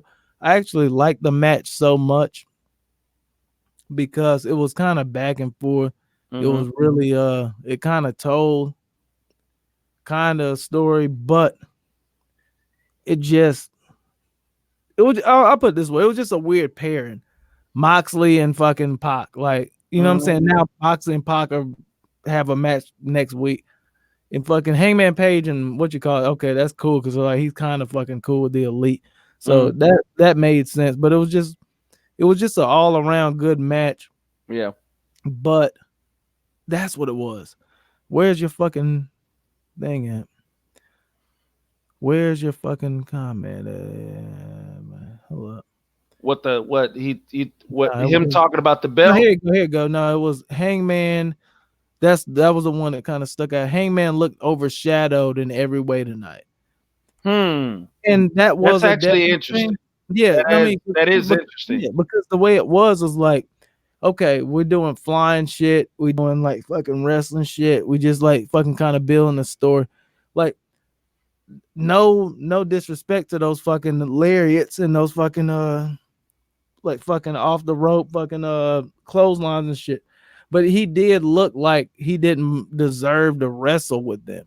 He looked like the least superior guy out of all of them. And that the rest of the reason why I looked at that one and targeted that comment, because while I was watching the match, I'm like, I like fucking Adam Hangman Page. But damn, it seems like he's kind of like 3 notches below all of them, including Moxley. Which, including Moxley. Like, okay, Moxley doesn't do all the shit that they do, but everything he does is kind of intense, and he kind of like fucking throws his own sauce on it. But at the same time, it's Moxley, it's fucking Dean Ambrose. It's like, and that was the thing. I was just like, damn, like that's where the inexperience comes in, I guess, as far as like the tenacity and intensity that you bring with every fucking move that you fucking deliver. Well, here's the solution to all of that, AG, and I'm just gonna play, mediator here. When you talk about Adam Hangman Page not feeling as important tonight, well, in this journey of him continuing to grow and mature into the superstar that he wants to be, sometimes, like I say, on rare occasions, take that bull by the fucking horns and drag that son of a bitch. Yeah. Like, you got to make your moments, man. Sometimes, you can't wait for moments to be made for. You got to make them. So if Adam Hangman Page wanted to be important, he should have, he will though. He's dope. Oh yeah, I know he will. But I'm just saying, like, in those moments where he's in, that space with bigger stars, such as a John Moxley, a Kenny Omega, what have you, make your own moments, man. Because self-made moments, I think, are more remembered than manufactured moments, if that makes any sense. Yeah. Because even I'm just going, you know what I'm saying? I'm just going to swerve it here a little bit. Look at with Becky, prime example. Oh yeah. Becky was kind of like Hangman Page for a while. Trying to grab your own shit. Yeah. She was trying to find her way, and again, this is another perfect comparison. You talk about the Elite with Cody, the Bucks, and Omega. We'll go to the horsewomen in WWE: Sasha, Charlotte, Bayley, and then you got Becky. Becky was the Hangman Page of that group. But what happened? SummerSlam 2018. Becky said, "Fuck this. Enough is enough." She had the best piece of celery ever. That's what I'm saying. Celery's awesome. Right. She said, "Fuck this. Enough is enough. I'm tired of always being known as the fourth wheel or the fourth member of the 4 horsewomen. So you know what I'm going to do?" Right. So you know what I'm going to do? I'm going to make my own moment, and I'm going to get myself over. That's what Hangman Page has to do. Simple as that. So it's going to have to be on a pay-per-view then, kind of. Whether it's a pay-per-view, whether it's an episode of Dynamite, like whatever. Hangman Page has got to make his own moment. They don't give them niggas enough time to talk on that. That's another thing I don't like. That's the one thing I don't like about it. They don't really give them that much time to talk. Like the only person that got time to talk tonight was Jericho. Right? That's it. Yeah. Like but then that's the reason why you love NWA fucking what you call it. Interview before and after. Yeah. And maybe not before, but you know what I'm saying? Like for the most part, before and after. Like you get to see like, what am I gonna do to these people? What am I gonna do? Like these people, okay, done with those people. What are my sights on next? Yeah. And then you're waiting for next week. Right. It's an easy fucking blueprint. It's an easy recipe. Yeah. Blueprint. Yeah, it's easy. I'm gonna tell you why I'm great. I'm gonna tell you why NWA is great, and I'm gonna tell you how I'm gonna be great in this company called NWA. Basically, when, what, where, and how. Yeah. Simple philosophy that they teach you in broadcasting, or at least that's what I learned. When, who, what, when, where, and how. Pretty much. You know what I'm saying? But to go back to your point about not NWA, but AEW giving their stars less promo time. I would say, just being on the neutral side, I think that'll come, because I think what they're doing is, I They're think pitching. that, huh? NWA, they're pitching. They're Yeah, pitching to like a bigger network. right. But with All Elite Wrestling, though, I think what they're doing is, I think they're trying to establish more so the in-ring performance of their superstars first, and then as time goes on, they'll They got start some to. work. They got some work to do with Britt They Baker. do. Then Oh yeah. Oh hell yeah. Oh hell yeah. they got She's some at work the to do top. with that women. That She's at the women's top of the division list. got some work. She's at the top of the list, the Yeah, very top of the list. she's fucked. Right. She's fucked. But what I'm saying is that, just overall, I think, they're just trying to establish, the talent in the ring first, and then as we go along, I think you'll start to see them get more of that promo time. Because the thing of it is too, AG, and you being a production guy, you could definitely attest to this. Like, you only have 2 hours. So it's like, when you're in those production meetings, those creative meetings, you have to establish where you're going to place the promos. Mm-hmm. Because the thing of it is, you can't eat up the whole entire show with promos. You got to know where you're going to effectively place them, and where you place them, you got to know where they're going to hit, where they're going to stick, at what hour, at what moment of the show are you going to allow this person to come out and have their screen time, so to speak. Yeah. Just like for instance, with the whole Cody promo video, that's what I was. That's the whole time you were saying. That's what I was thinking of. The Cody promo video, that was well timed where they placed it. It was right in the middle of the show. It was right after a good match, so they had some time to fill. So there you go. So so we have to consider too, being that they only have 2 hours to do this,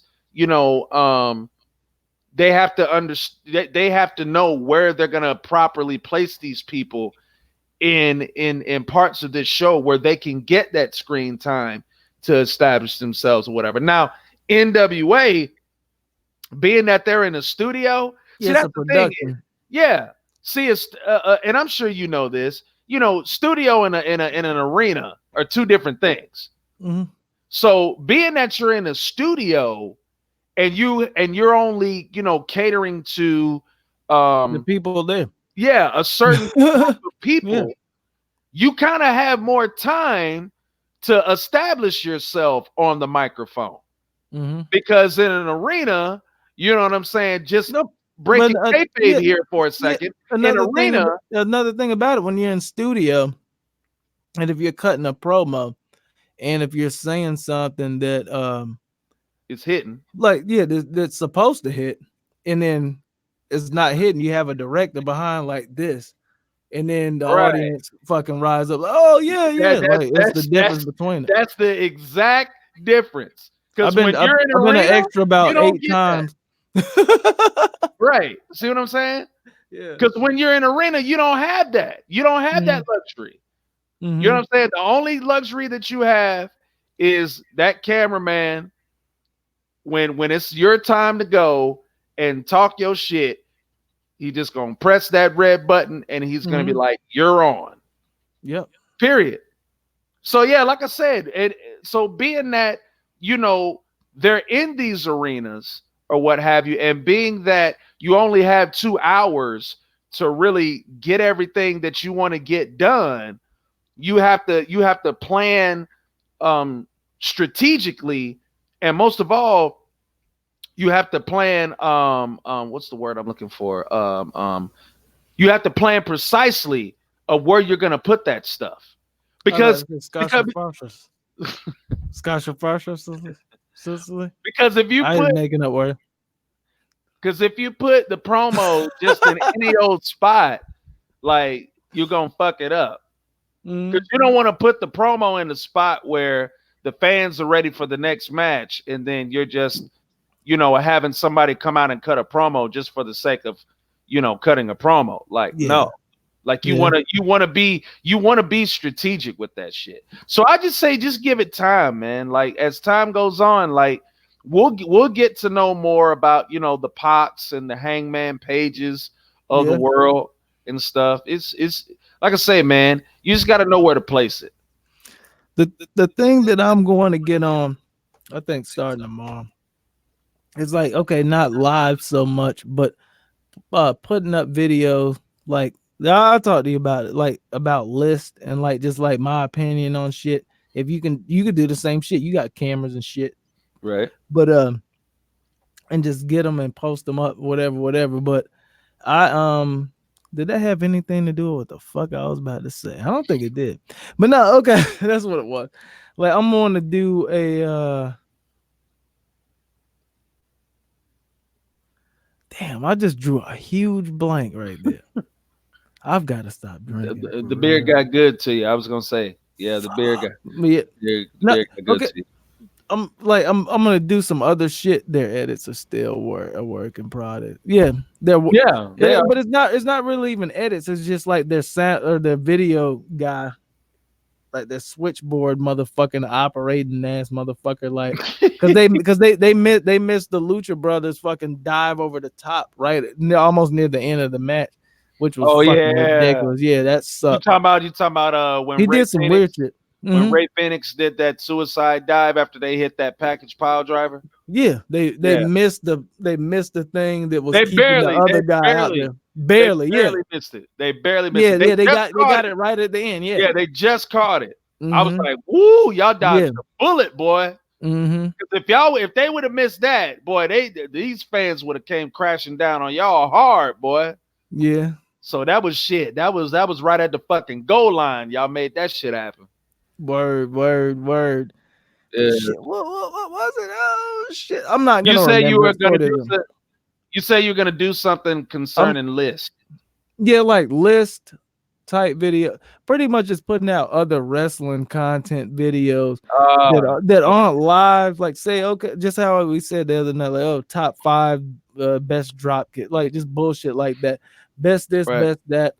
Then I had a couple other ideas. They all fucking typed down in my notepad thing, but that was that.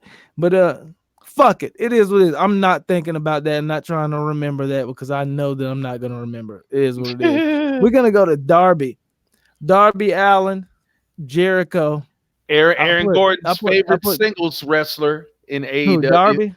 Darby Allin. Yeah, you're so high on him. You might as well. After the night, Scorpio Sky is my guy. So they did something right.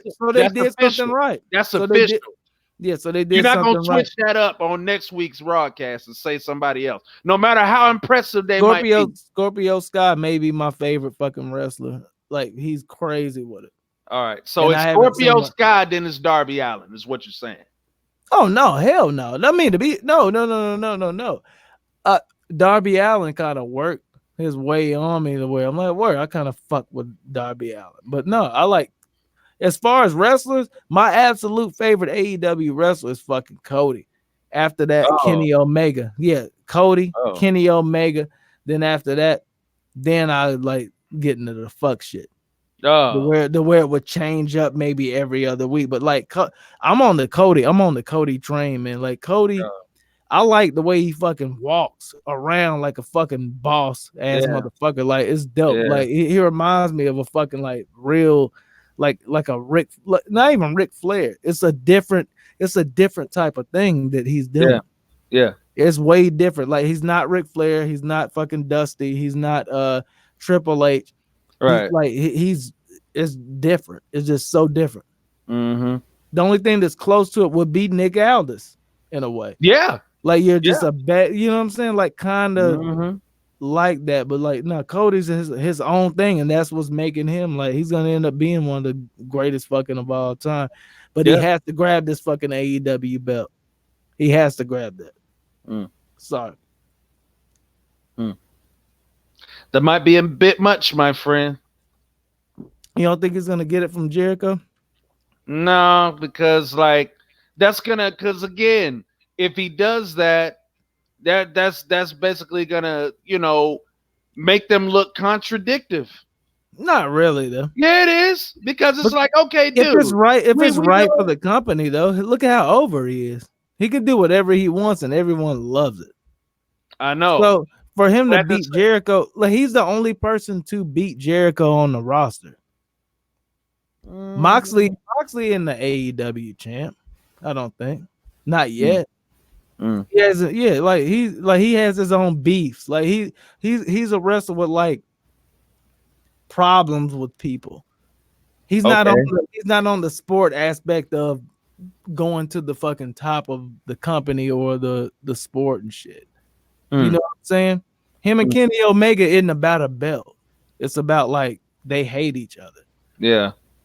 So my thing is like the only other person other than fucking Jericho that actually wants it would be Pac, or because Pac has actually fucking expressed that wins and losses count, and then he even fucking slapped Moxley into it tonight, saying like, "What the fuck you about to do? You're not about to use this because that's gonna fucking give me a L." Yeah. You know what I'm saying? Like that type of shit. So I'm like, other than them, as far as singles, like shit, Pac, Moxley, Omega, and Cody. Like Cody should be the face. Damn, you gonna forget about your boy Scorpio Sky just like that? He's 0-0 as far as what you call it? But no, but they go the whole record though. They go like the whole record. This period. They go like. But I'm saying the record ain't got nothing to do with it. I mean, you said you fucking with Scorpio though, right? Yeah. Yeah, so he should be on that list. One of your favorites in the company, right? No, you say you mess with him. I didn't say favorite companies in the company. I'm talking about who's up next to get the belt. No, I'm talking about your favorites in the company. That's what I'm referring to. Oh no. Favorites is definitely let me see. Cody. Then after Cody, I'll say but I've been a fan of Omega for so long, but I just don't like what's going on with him now. Fuck it. Cody, Omega. Hangman, you've always been high. Nah, hell no. No, I don't like him, to be honest. I like his matches and shit, but I don't like him as a wrestler, like at all. No. I like fucking Sammy Guevara over fucking Hangman Page. Okay, that's not bad. That's not a bad choice. That's actually a good choice. I don't blame you. Sammy Guevara's bar, but oh shit. The only ones I can really say is fucking Cody, fucking Kenny Omega, MJF. I just like his attitude. And then Sammy Guevara, Scorpio Skies. Oh, okay. Well, there you go. Other than that, it's done.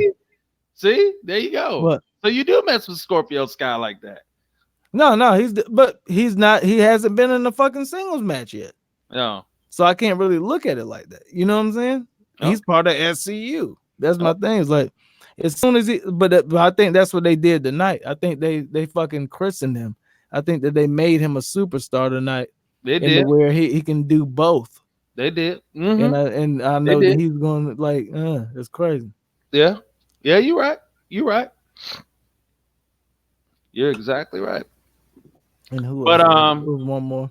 Go ahead. But I'm just gonna say I was gonna get on the Philadelphia street fight between Allen and Jericho. Did it seem like a street fight? No, it didn't.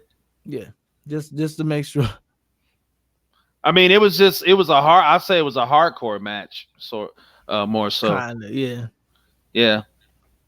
I mean, you kind of figured, they weren't gonna use like all the weapons. What, Jericho? Yeah, they weren't gonna use all the weapons. Yeah, Jericho ain't trying to damn do all that bullshit. Yeah, because now if this would have been like 2005 Jericho versus Darby Allin, okay, he probably would have.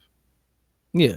But see, Jericho's getting older and he's not trying to like deal with any serious injuries or no shit like that. Which I don't think. I mean, of course, Darby Allin wouldn't have mind because he's damn maniacal anyway.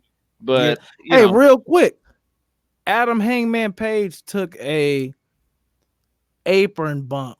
Yeah, that was crazy, nasty, man. Like I just because you said we were talking about Darby or whatever, but I'm like, ew, that was like a bad bump he took from the top rope. Yeah, that legitimately looked like it hurt. Yeah, it did. Legitimately, yeah. I was like, oh, but shit. They need to just stop doing those things. To be honest, I think so. Yeah, no. Like they're cool, like, but then they're like not the good cool. It's like, oh, like did he die? Right. Like immediately after you see it, it's like, oh shit. Like, and then they feel like, hey, if Jeff Hardy can do it and still live, then so can I. It's bullshit. Like fuck. Yeah. But nah, me neither. But going to Darby Allin and Chris Jericho, I mean, you know, even though it really didn't seem like a Philadelphia street fight, I love the fact that they did, you know, incorporate weapons or what have you. And I especially like, you know, the little wrinkle that they did with Jericho tying up Darby Allin and Allin having to fight from behind. We jumped from the we jumped all the way to the end real quick.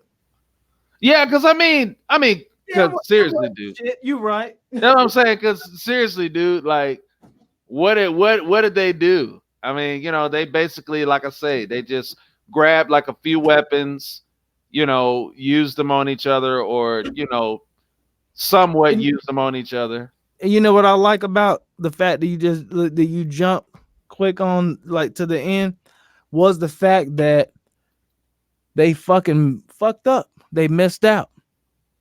Yeah, they missed out. And my whole thing was, it's in a note. I'm like, I really wanted to see the coffin drop with the hands behind the back spot.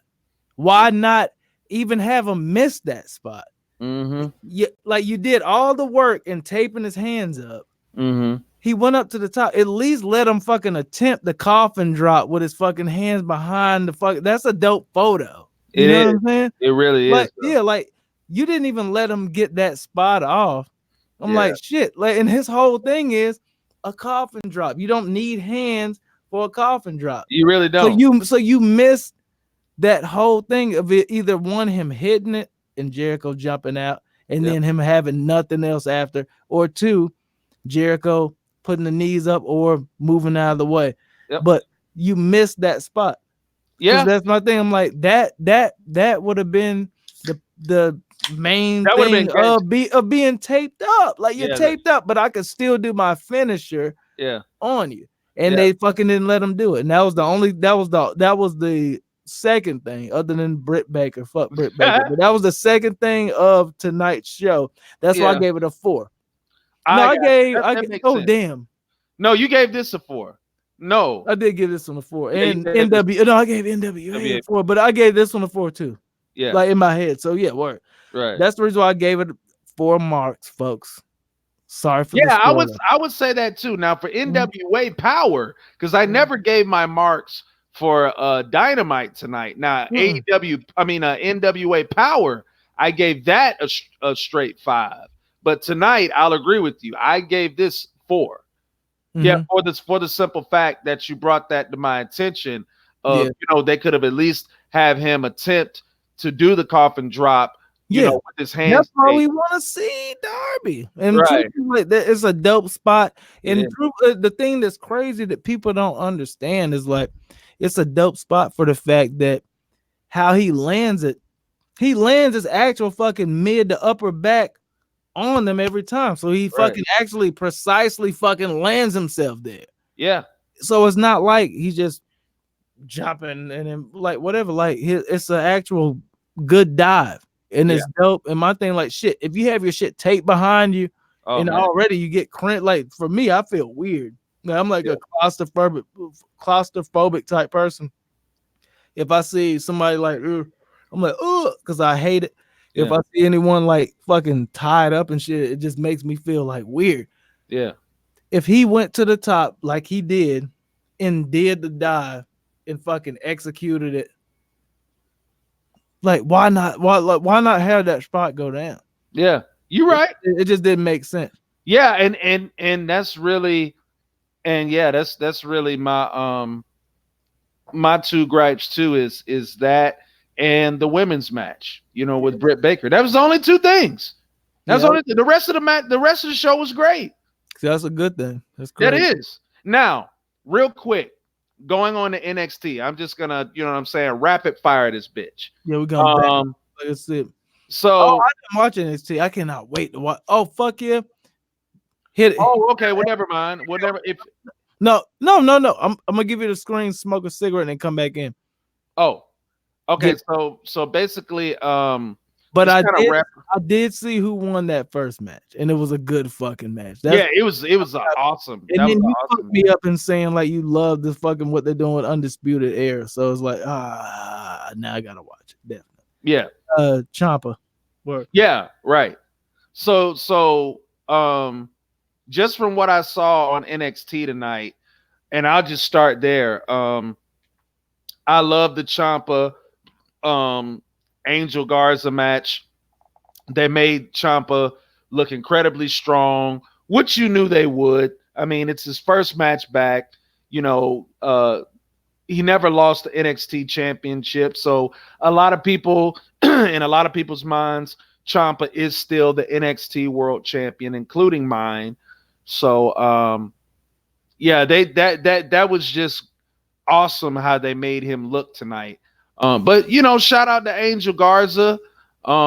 He definitely took advantage of the opportunity to work with such a established star like a Tommaso Ciampa. And I'm pretty sure that based on his showing tonight, this will definitely elevate his stock in terms of how much more opportunities he gets on NXT TV. And by the way, even though tonight was all about Ciampa, I definitely believe that Angel Garza is a bona fide star. I mean, the guy has got the look. He looks like $1,000,000. And he could be, one of those obnoxious, cocky heels in NXT.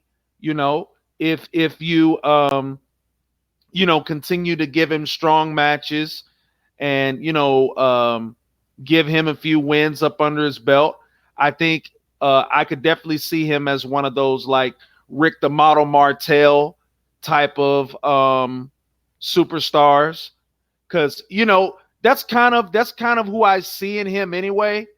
Because for all of my 90s babies out there that watched WWE back then and remember who Rick the Model Martel is, if you don't, go to YouTube. But yeah, Rick Martel was a phenomenal wrestler in the ring, but just that whole character that he had with coming out with the spray and the sunglasses and the sweater over his neck, the curly hair, and how he would cater to the ladies on the way to the ring. Like Angel Garza gives me that type of vibe. So I definitely feel like based off of his performance tonight, even though it was putting over Ciampa, I definitely feel like Angel Garza is going to be, the future of NXT as far as heels go. Now, another thing that I want to point out that was very, very small, and if you all watched it, or if you all saw it, I should say, then you'll definitely know what I mean. But I really love how Ciampa, I guess if you wanted to say beat up the Puerto Rican, or not the Puerto Rican flag, I should say the tights. He just, straight up, ruined, Angel Garza's tights when he tore them off.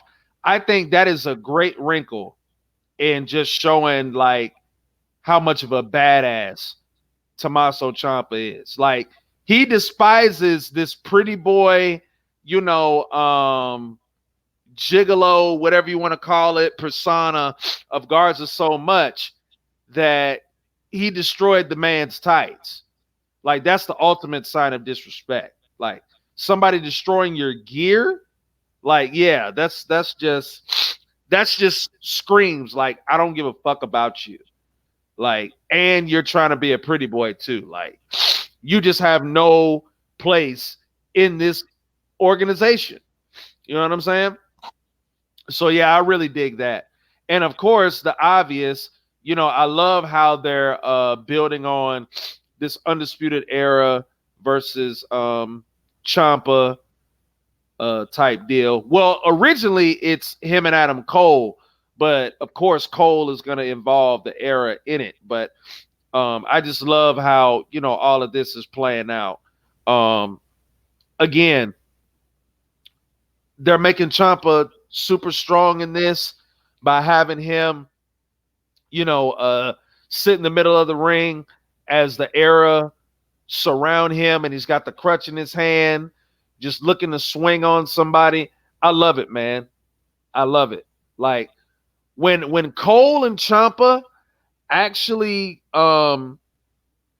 pay this thing off in an NXT championship match at a takeover, that shit is gonna be some kind of wild, man. And I cannot wait for it. Then what was the next match after that? I believe it was Keith Lee and Dominic Dijakovic. Like, man, or Dijakovic, however the hell you say it. But they killed it again in the rubber match. This time there was a little bit of stakes involved. NXT North American Championship opportunity was on the line. So you knew they were going to turn it up simply for that fact. Basically, they picked up where they left off in their two previous matches. I felt like this match being the rubber match and being that now there was actually something worth fighting for. I feel like, they even had to take it to another level. To be honest with you, I wouldn't necessarily say that they outdid the previous match that they had where Keith Lee won, but they definitely, tore the house down though. I'll definitely say that. Especially like that reverse Hurricane Rana by Keith Lee. I'm like, what the fuck? Like, I've never seen like a big man, an athletic big man on top of that, execute that maneuver the way Keith Lee did. That was just a thing of beauty. I'm just like, wow. And then we're done with the spoilers. Now you can spoil it. It is what it is. No, I'm just saying, like, So I've just never, I'm not, crazy shit. Yeah. And then the fact, like, Roderick Strong came in and caused the double disqualification. Or no, it wasn't a double disqualification. It was just a regular disqualification. But anyway, the fact that Roderick Strong interfered and attacked both Lee and Dijakovic with the belt, I felt that I like that. Number one, it's establishing Roderick Strong as the NXT champion. And number two, it actually gets Keith Lee and Dijakovic over and basically telling the story of, yeah, you're not safe. Your title, you're definitely going to have to basically, fight like hell to keep this belt.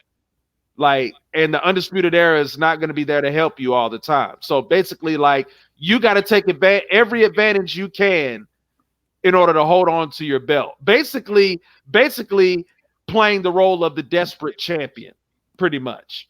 And I love Roderick Strong in that role because I feel like he can pull it off. That was kind of the same role that Jericho got tonight because he was that close to losing to Darby Allin. Exactly. Yeah. Exactly. But yeah, and then he's walking up the ramp, thinking that, he doesn't have an opponent for his North American Championship, and then automatically William Regal comes out on the balcony and is just like, nah, you're not getting away that easy.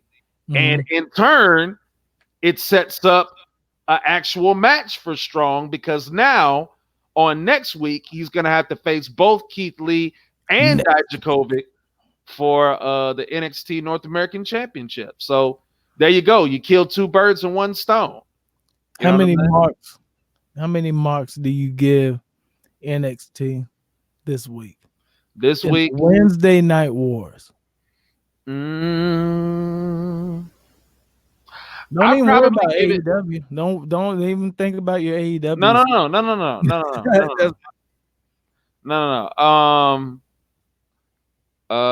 You know what? I'll give this episode a 4 as well, for the simple fact that I like the Ciampa match. I like the Lee Dijakovic match. So Ciampa had a match. Dope. Oh, that's what I'm saying. I'm about to watch the fuck out of that. Yep. The only part of NXT that I had a problem with this week was what was it? Oh, it was the I think it was the Tegan Knox match where she had taken on. No, that wasn't Tegan. That was the Tegan Knox Tainara Conti match. The problem I had with her name. Huh? What's her name? Tainara Conti. Well, her actual name is Tainara Conti, but they call her Tainara now. Yeah. But the only problem I had in that match is after it was over, I did not like Shayna Baszler coming out and basically trying to bully Tegan Knox. And I'm just like, wait, aren't you supposed to be feuding with Rhea Ripley? Yeah. I'm just like, why are you involving yourself? And shout out to Rhea Ripley. I like Rhea Ripley a whole lot. Like my thing is like it's fucking hard. Like, yeah, she is. Yeah, she's like dope. I fuck with Rhea Ripley. She's fire. But I just didn't like Baszler and the horsewomen coming out and basically getting involved with somebody that hasn't even established herself in NXT yet. Like, why the hell are you out here talking shit to Tegan Knox? And she's not even like that established. You should be doing that with Rhea Ripley. And even with that too, like with the Io Shirai match, because Io Shirai had a match too. I saw that too. I didn't see the whole match, but yeah. Yeah, I didn't like Rhea Ripley coming out talking shit to Io Shirai, because I'm like, okay, even though Shirai is, red hot right now, and is getting a push, like we all know that she's not going to face Shayna Baszler next. We know it's going to be you. So why is not NXT Creative furthering the story between Rhea Ripley and Shayna Baszler instead of having Baszler, pick on Knox and Ripley pick on Shirai? It's kind of the same. It's kind of the same thing with Jericho and Cody, and then Mox and Omega. Yeah, Omega. Like, yeah, I guess it's only because they have TV tapings and they want to fucking have a match that you're anticipating the next and then they week. throwing Bianca Belair in this equation, and I'm like, she should be. I mean, yeah, she should, but I'm just like, Bianca Belair has like had her share of title opportunities. I think she's had the most out of all the other. She ain't getting no belt, man. She black. They ain't trying to give her a belt. Oh damn, AG. Yeah, she black. You don't think it can happen? Nah, I mean it could happen, but nah, they ain't giving her no belt. Dude, now you got to remember, this is NXT. Now this is Triple H. This is not Vince McMahon. Triple H is a whole nother different philosophy than fuck Triple H, man. Oh shit, fuck Triple H. Real so you shit, still like, you still thinking about about that political side of him, huh? Yeah. Still think that side hadn't left him yet? I'll put it this way: they put the belt on Sasha Banks. Cool, it is what it is in NXT, but nah, they ain't gonna give her the belt. Like they're gonna bring her. They're gonna bring her over to fucking the main roster, maybe as a free agent shit.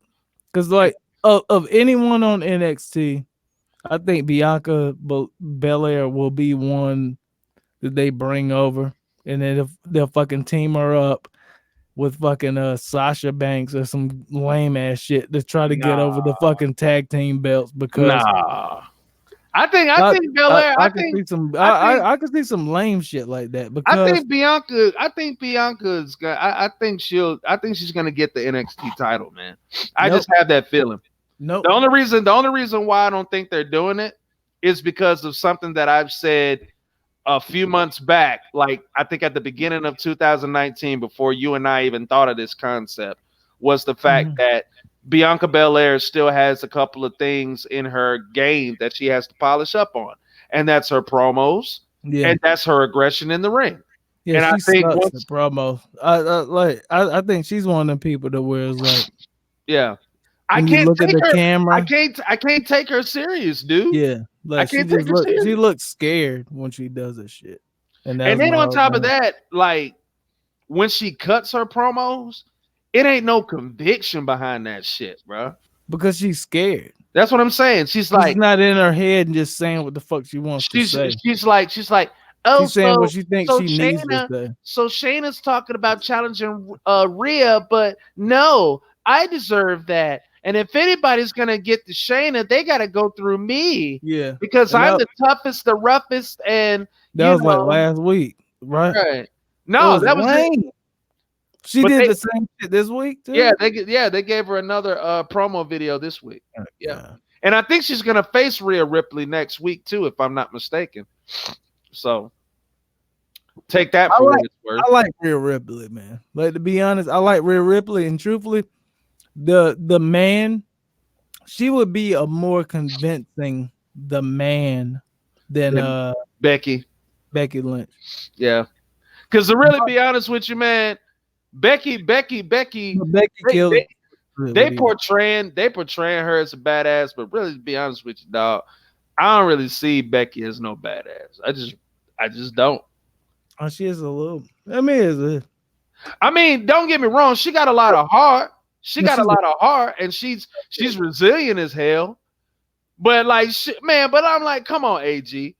Like Becky, like let's say you run out to Becky on the street, and and somebody run up on her that ain't like no character, no shit. They just run up on her in the street. Becky gonna get her ass whipped. Any bitch is. It's like bitches can't fight. It's like bitches can't fight. Like Ronda, you getting your ass beat. Like now, Ronda is legit now. Now Ronda whoop your ass. Legit, but like I ragdoll Ronda Rousey. Real shit. Boy, Ronda flip you on your bald ass head, boy. I ragdoll Ronda Rousey. Boy, Ronda turn you to a damn what is that shit? Fruit roll up. Turn your ass into a damn Twizzler. Hell no. Turn your ass to a damn Twizzler. I just like Rhea Ripley as far as the character. Oh yeah. This is my brutality. And trying to be like hardcore, and I ain't gonna say hardcore, but it is what it is. Like, now, Rhea convinced me she's hard now. She's more believable. She's believable. That's what I'm saying. I believe Rhea's harder than Becky. Yeah, I said it. Yeah, definitely. Like, cause when she walked, cause you talk about what you was talking about, Cody, not too long ago. Excuse me. What you were talking about, Cody, a while ago about walking around like he runs shit. That's the same thing I think about Rhea Ripley. When she comes out, she walks like, yeah, this is my NXT, bitch. Straight up. Yeah. Straight up. Like so, she basically, I'd probably say, as far as just like having that presence. Yeah. I mean, what do you say? Oh yeah, I mean, well, you know. Hey. You wanted to include NWA Power in this bit, so there you go. That's what you fucking get. That's what happened. You want to talk about NWA fucking Power, so we talked about it. Yeah, so Like, yeah. So in turn, but shit, they still coming in though. We got Shawnee Mac on the thing. I mean Shawnee Mac, my bad. But check this out though. For those that are coming in, and we appreciate y'all. Coming in, but we're gonna close it out. Yeah.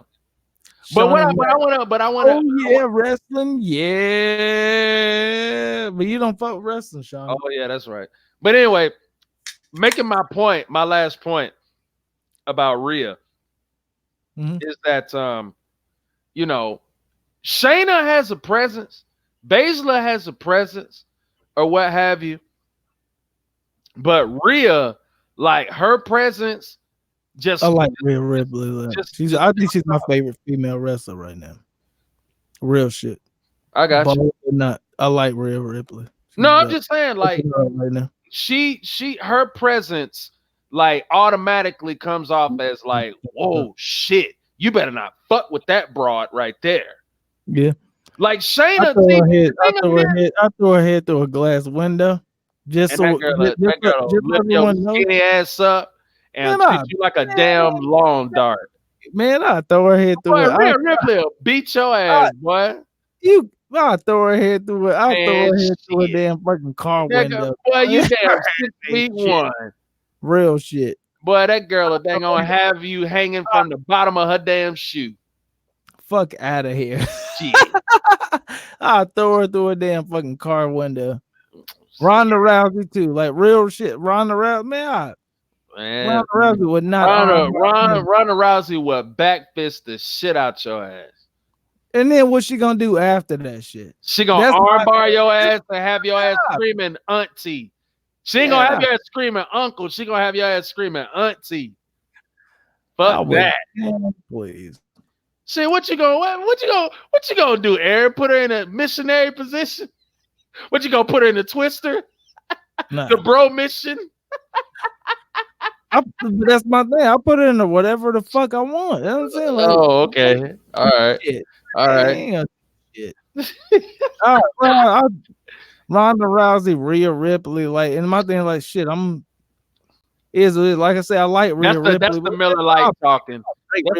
That ain't AG talking. That's the Miller Lite talking. That's what that is. Rhea Ripley's So you'll rip Rhea Ripley? Is what you say? You're a ripper. But like real shit. This nigga here. Man, please. Oh, cool. Nigga, please. Like you wish. Break Rhea Ripley neck. Real shit. Man, if you can reach it, that shit. You can reach it. Even if she's taller than me, she's still shorter than me. Oh, okay. At least, she's a female, and to be honest, she's deserving of being the first AEW women's champion.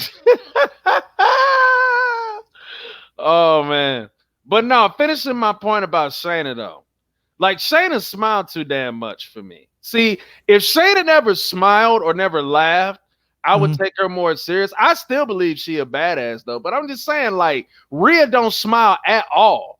Yeah. Like she's straight mugging when she come out there. That's how you supposed to be. If you claim yourself to be that broad that'll, like, you know what I'm saying, whip everybody ass, like, yeah, your ass don't need to be cheesing. Your ass need to be mugging. But ain't no girl really whipping everybody ass though. Real shit. Sorry. I'm a dick, like, on that bullshit. Yeah, like, you are, man. You're like a huge dick. There's no female on the fucking planet. Like when Rousey was saying, "Oh no, I'd beat Mayweather's ass." Like, no, you're not. Eat a dick. Like, get the fuck out of here. Okay, you're the best girl fighter. Did she really say that? Yeah, she said that shit. She said that, like, no, I'd beat Mayweather's like. No, you ain't doing shit. You couldn't even beat Holly Holmes' ass. Exactly. Like, you couldn't beat Amanda Nunes' ass. I think I would believe Amanda Nunes beat Mayweather more so than you. No, ain't none of them. Ain't no. if you have a vagina, you're not beating Floyd Mayweather in fisticuffs. Sorry. There it is. There it is. Fuck out of here. Like that shit crazy. If you have a vagina, you're not beating me in fisticuffs. Sorry. But you'll triangle choke the shit out your ass, AG. If it's just a strictly jiu-jitsu, like just like judo match, yes, like jiu-jitsu, yeah, but no, that's my thing. It's like no, if it were Ronda Rousey, or dude, that girl is a fucking judo champion, bro. She's a world champion. I know, yeah, like what was it, gold medal or silver medal or some shit? Like medal, yeah, power. Like my thing, like that's the whole thing. Like that's the kicker in like doing jujitsu. It's like if you have power, like you're not going to tap me out because you're a girl. I would never. Like I'll put it this way: I've never been tapped out by no girl, and I never will be tapped out by no fucking girl. Real shit. And my thing is like, and that's real as shit. Like if it was Ronda Rousey, okay, no fucking, just straight grappling, you're not gonna beat me, Ronda. He said, "You don't have the graps to beat him. You don't have the power. You don't have anything to where you could beat me. You may have a technique that's really good, but I just power out of it. Like you're not going to fucking. It's weird." Well, with that being said, before we get even further south than this is already have gone, real quick. So yeah, I love the Ciampa match. I love the Keith Lee Dijakovic match. What else? The Boa Killian Dane match sucked dick. The Matt Riddle Bronson Reed match. Now that was pretty fucking cool. Even though Matt Riddle still went over, but of course we expected that. But still a good showing by Matt Riddle gotta go over. Oh, Matt Riddle has to go over. Like my thing is like he's the future. Like I think he may be like the last thing, right, that WWE has. Period. Right. And you mentioned right, and you mentioned he's so good in what he wants to. I'll put it this way: he's so good in what he wants to portray himself as. Yep. And at the same time, it's like shit. Okay, if you gave Brock that, why not give this dude that? Well, yeah. Okay, since you put it like that, yeah, you're right.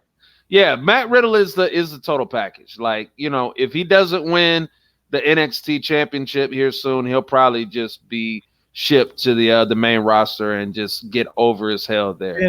Or Finn Balor. Right. And that's crazy. Finn Balor was over. Right.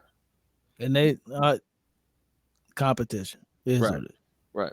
But going on though, the Oney Lorcan Danny Burch versus the Imperium match, that was sick. You definitely want to pay attention to that when you watch NXT. And let's see. Oh, speaking of Finn Balor, they gave him his own promo video. And when I tell you, like, Finn Balor NXT, it was a promo video. Because I think next week he's actually going to wrestle. But when I tell you, this is so night and day in NXT compared to WWE, because it's no smiling. It's vintage Finn Balor. That's like he's looking serious as hell, looking straight into the camera. And the story that he's telling, like hearing it from his own mouth, it makes his return to NXT that much more monumental. Because basically he's saying, like, I got to take a few steps back to go forward again, if that makes any sense. Yeah, that makes sense. I'm not going to spoil the promo video for you, but that's basically the whole context of what he's putting it in. But I guarantee you, when you see that shit, you're going to be like, wow. Yeah, this is yeah, you're going to be like, yeah, Vince. We know Vince fucked him up, but did they going to convince you even more. Did they pull him back just to maybe they're like looking. Maybe it's a deep dive into this damn Bray Wyatt Fiend thing. Shoot him I back to don't know. fucking NXT. That would be crazy. Yeah, but I don't think Yeah, as much heat as the Fiend is up under right now, I don't think they're gonna even mess with yeah, that anymore. yeah. They made their point. They made Yeah. their point with They that. may I have think killed that's it. Though. They may have yeah, fucking killed it, low key. they It's probably did. But it is what it is, man. We're gonna go ahead and fucking break this thing off, man, right. folks. Oh, and the Damian Priest Pete Dunne match was good too. Ain't no Pete Dunne wrestling that. Yep. I gotta watch it. Never mind. He was the last. He was. Tell me you won. Just don't say one. Or truthfully, I don't care. You can say one. Fuck No, my I'm just gonna say no. I'm not gonna do that. I'm gonna let you watch that, but I'll just say it was hard hitting, and Damian Priest, like, he definitely stepped up tonight. I'm glad that they actually gave him somebody like Pete Dunne to wrestle against, because, you know, like I said, it definitely took him to another level tonight in terms of just, you know, his in-ring performance. I'll just say He it. leveled up, folks. He leveled up, folks. He definitely did. Oh, and and another thing too, real quick. They had the Undisputed Era show a video. They had it like on a chip or something when they came out there and confronted Ciampa. They had like a video on a little chip or whatever, and Kyle O'Reilly like walked back to the announce booth, because they all walked back there together, and he basically just went up to Mara and he was like, "Hey, you might want to take a look at this or what." Super low. And basically, the video, I just put it like this. Basically, the video that they showed, it was basically all about further establishing the Undisputed Era as like, this is our house, we run this shit, and anybody that tries to stop us, we're gonna beat your ass. Or that's how it should be. Yeah. Shout out Undisputed Era in this bitch. Fuck you, Fightful. I'm gonna fuck y'all up, Fightful. We got something for your asses. That's the Undisputed Era. You know what that means though? What? Being on time. I want to be on time Friday. I'm gonna watch that shit live. I'm gonna do this shit the right way. Yeah. Fuck you. Joe Kwan, fuck you. I'm just like, stop making excuses for Britt Baker, man. I mean, she's unpolished. No, she sucks. She's like, my thing's like, but the one thing that I can say is like, I think maybe like it wasn't even like scenarios or anything. It was just like spot hits, like just like hitting certain moves, and they were dope looking moves. Like, cool, and then you want to be, then you want to be innovative, and you can't. Like, if you know you're unpolished, stop trying to be innovative. That's making you look even worse. But then the whole thing that's fucked up is like AEW, dear AEW, and that's my thing. Oh, hey, dear AEW, if you want people to look at you as a certain thing, don't put Britt Baker on the show, because like that put whole on AEW Dark, minutes, man. it looks bad. It looks bad, and it makes you look bad. It looks bad. Like no one fucking like did it. No one fucking like responded to it. That's what I'm saying. It was quiet. But at the end, it kind of picked up at the end. Yeah, because Rio was carrying this shit. Yeah, it was only because of Rio. Yeah. Yeah. Bullshit. Because for the, like I said, for the most part, like the AEW audience, they were tuned out. Yeah, it was garbage. and then they're gonna present, and then they're gonna give this girl a squash match, basically, in her hometown, just because it's her hometown. But you can't make up for that, though. They said for next week. They said they just said that she's gonna be there and no opponent. Right. Yeah. Basically, when they say that, that means Two things. Either she's gonna have a match or she's gonna cut a promo. This is gonna be a match. Definitely. Yeah, you're right. Yeah.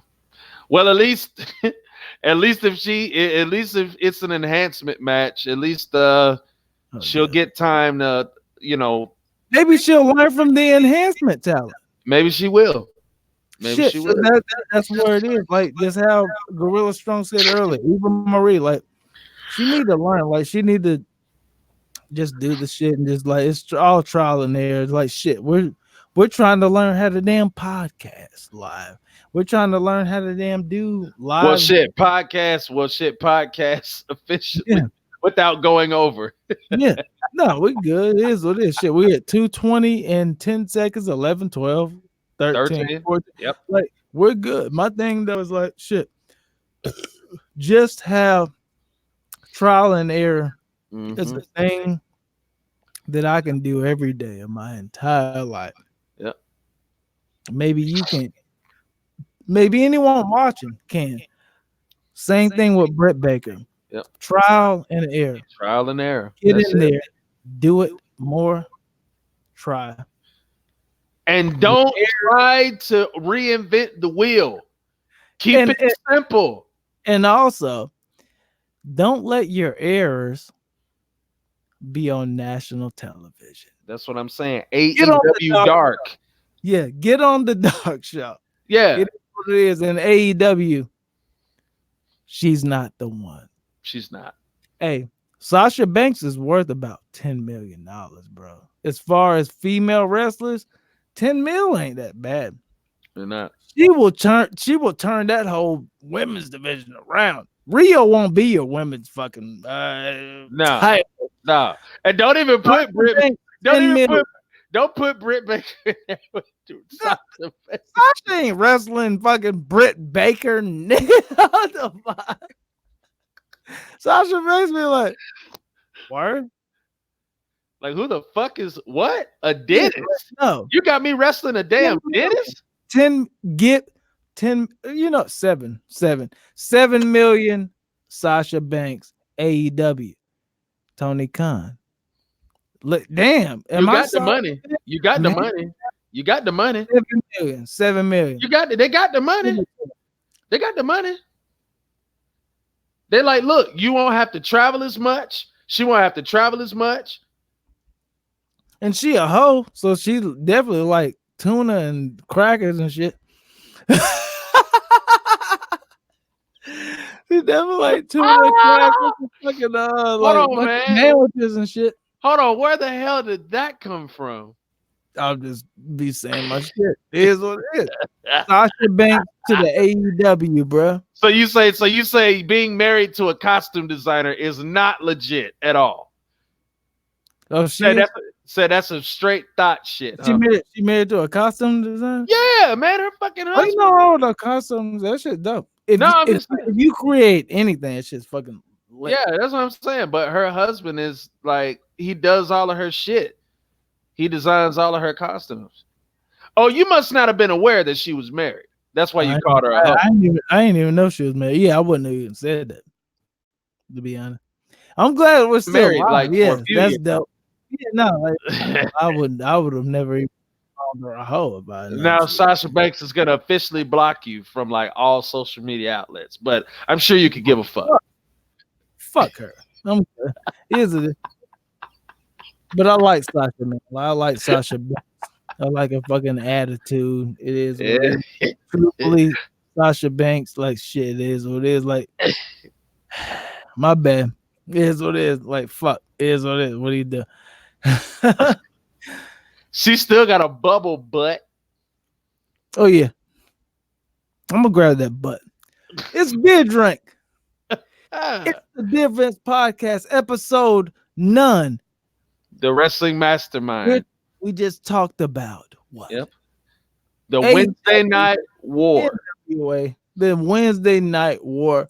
And oh god. We'll see you fucking Friday night after fucking Friday Night SmackDown. Boys. We're gonna be right on key. As soon as fucking SmackDown goes down, tune in. Yep. We're gonna talk that shit. Yep. And it's gonna be fucking hilarious. It is what it is. What it was gonna be. It's beer drink. Yep. AKA. Mr. I Hate Wrestling. No, what do you call it? Women's wrestling. I just don't like women's wrestling. AKA fuck Britt Baker.